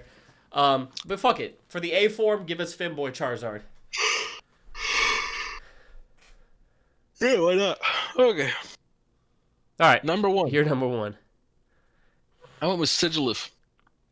Already a very well-designed Pokemon, very unique-looking Pokemon. Make it even crazier. Fuck it, go nuts with it. And it's already fairly strong. This thing would be busted. It's got a Mega. Ridiculous special stats here. Yeah, take Mega Sigilif. I'd thought about putting Superior on here, but I didn't, just for the sake of it. One Pokemon I thought you might be, but like I said before the pod, I won't put a Pokemon on mine because I think you might have it on yours. It was Torterra. I thought there was a chance you'd go the Torterra route. No, you decided to give Charizard 2 more Megas. 2 more, baby. In addition to the 2 it already has, and to give Torterra 1. I am very proud to have called Ledian. I knew you were going to give Ledian a Mega. Yeah. Well, I didn't want to do Brayden. But I broke the Brayden rule, but picked I didn't want to give any other starters Megas just because I feel like I'd have to give the rest of that line, even though that's not what they're about to do because they're definitely going to give not all starters. Samurott has a regional variant. Emboar is about to get a Mega. Superior don't got shit. Superior don't got shit. Well, it's the worst of the 3. It's the best. You haven't even played the damn game. You ain't even played the damn game. You ain't even played the damn game. Design, vibe, like it's the worst of the 3. You ain't even played the damn. All right, whatever. We're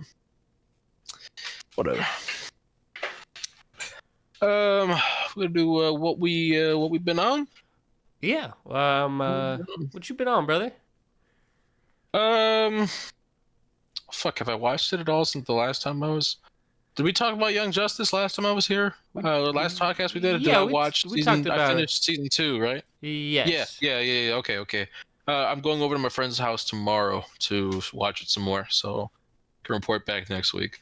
Been watching football, obviously. We just went over that. Music. There's quite a few albums that came out this past week. Let me double check all of these here. I know I listened to New Big Thief. New Big Thief album was solid. New Fleshwater album. I did not really care for it all that much. Listened to an album by a band called Moon Tour. My friend is their touring manager, so he said, new album's out, give it a listen. Solid. It was a nice listen. But my favorite album by far that came out this past Friday was No One Was Driving the Car by La Dispute. Phenomenal. I've gotten a ton of mileage out of it since it's come out. One of my probably a top 5 album of the year for me. How much I've gotten out of it. La Dispute, by the way, is the band that made the song where it's all like, "Can I still get into heaven if I kill myself?" That's La Dispute. You've probably heard at least a clip of that song before, I'm sure. Maybe. I don't know. What was that? I don't know. What was that? I really don't know. Was that the gun? No. I was just like fingering my mouth. Have you heard that? Have you heard that clip from that song before? I don't think so. Okay, I've seen it in a few reels every now and again. How did it go again? Huh? How did it I go don't again? want to do it. I don't want to do it again. Sorry. But no, great album. I had a really good time with it. Been listening to it a lot lately. Let's see what else. I don't know if I have anything else to report. That might be it. Oh, I'm a sleepy boy. Oh, so sleepy. What about you? What you been on? I finally started watching like more Vinland Saga. Very nice. I think the season's about over. I'm about to finish the season. Fantabulous. I'm trying to think. That show has been great. I can't wait to finish it and really talk about it. Couple more episodes of American Dad. Just. Oh, do I gotta watch it? Probably. Vinland Saga. Yeah, probably. All right. I still gotta finish Batman Beyond. I didn't pick it up well. Maybe I'll do that tonight. I'll watch some more. Yeah. I really haven't been on much. Me neither. Yeah, not a whole lot. Not a whole lot. But yeah, I think that's gonna do it for this one. Unless you got anything else to add. It's not what I was looking for. Cam Ward, not his fault. Not his fault. That's it. Colts are winning a playoff game. I wouldn't go that far. Oh, I will say, Carly Ursay, she had that shit on the sideline. She had that shit on. She was fitted up. She had the hat. She had a shirt. I'm not being very descriptive right now, but she had the She had clothes. She was wearing clothes, man. You should have seen it. No, and then she even did the touchdown signal. Yeah, that's cool shit. That's cool shit right there. So, shouts out to Carly Ursay. Carly Ursay Gordon, I think, is her full name. Yeah, I hate the Colts, but she was fitted up on the sideline, so I can't hate that. Oh, that's. Do you know who David is? DF or D4VD? Yeah. Hey, no, what's going on? What the fuck going on? They found a decaying body in a Tesla registered to him. I don't think he probably killed somebody. You think so? How the fuck else? I think he's out touring. Planting a dead body in his car. I don't know, man. He's a successful black man. They definitely want to set him up. Either he killed somebody or he got somebody killed. I don't know. And they left it in his car. Well, maybe he was telling somebody, he lent his car out to the hitman to go get the job. I don't know. I'm not gonna pretend like I know. We're gonna find out, as this progresses. It's just a fucking insane story just from the start. Ooh, I just got that feeling.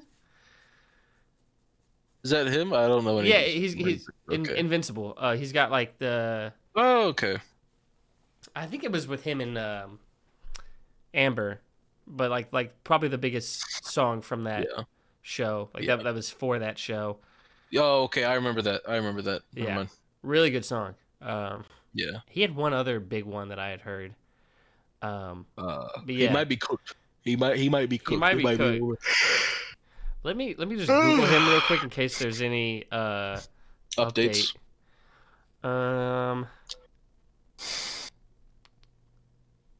Does not look like there's any updates in terms of the actual situation. Wait, he broke silence. Wait, what did he say? I'll look it up later. Nah, they just setting my dog up. That's all it is. But yeah, all right, that's going to do it for this one. Thank you guys so much for watching. Go ahead and comment anything down below. Like the video, subscribe for more on the way. Yeah. Let's keep watching some fucking good football. I got it. What an incredible slate. There was only one blowout. Every one-score game, I'm pretty sure. Or at least club. I think Cardinals Saints was 20-10 maybe. But still, for the most part, good close football games and not a lot of bad football either. Especially primetime. Primetime delivered. Primetime was 4 for 4. Primetime went 4 for 4. Yeah. Yeah. That's the biggest thing. Yeah, the games that everybody's gonna be watching, they were all heaters. Yeah. So, yeah, you love seeing it. You love to see it. Have a good night, yo. Yeah, see you guys. Fuck Nico Harrison. Thank you. Fuck Joe Jones.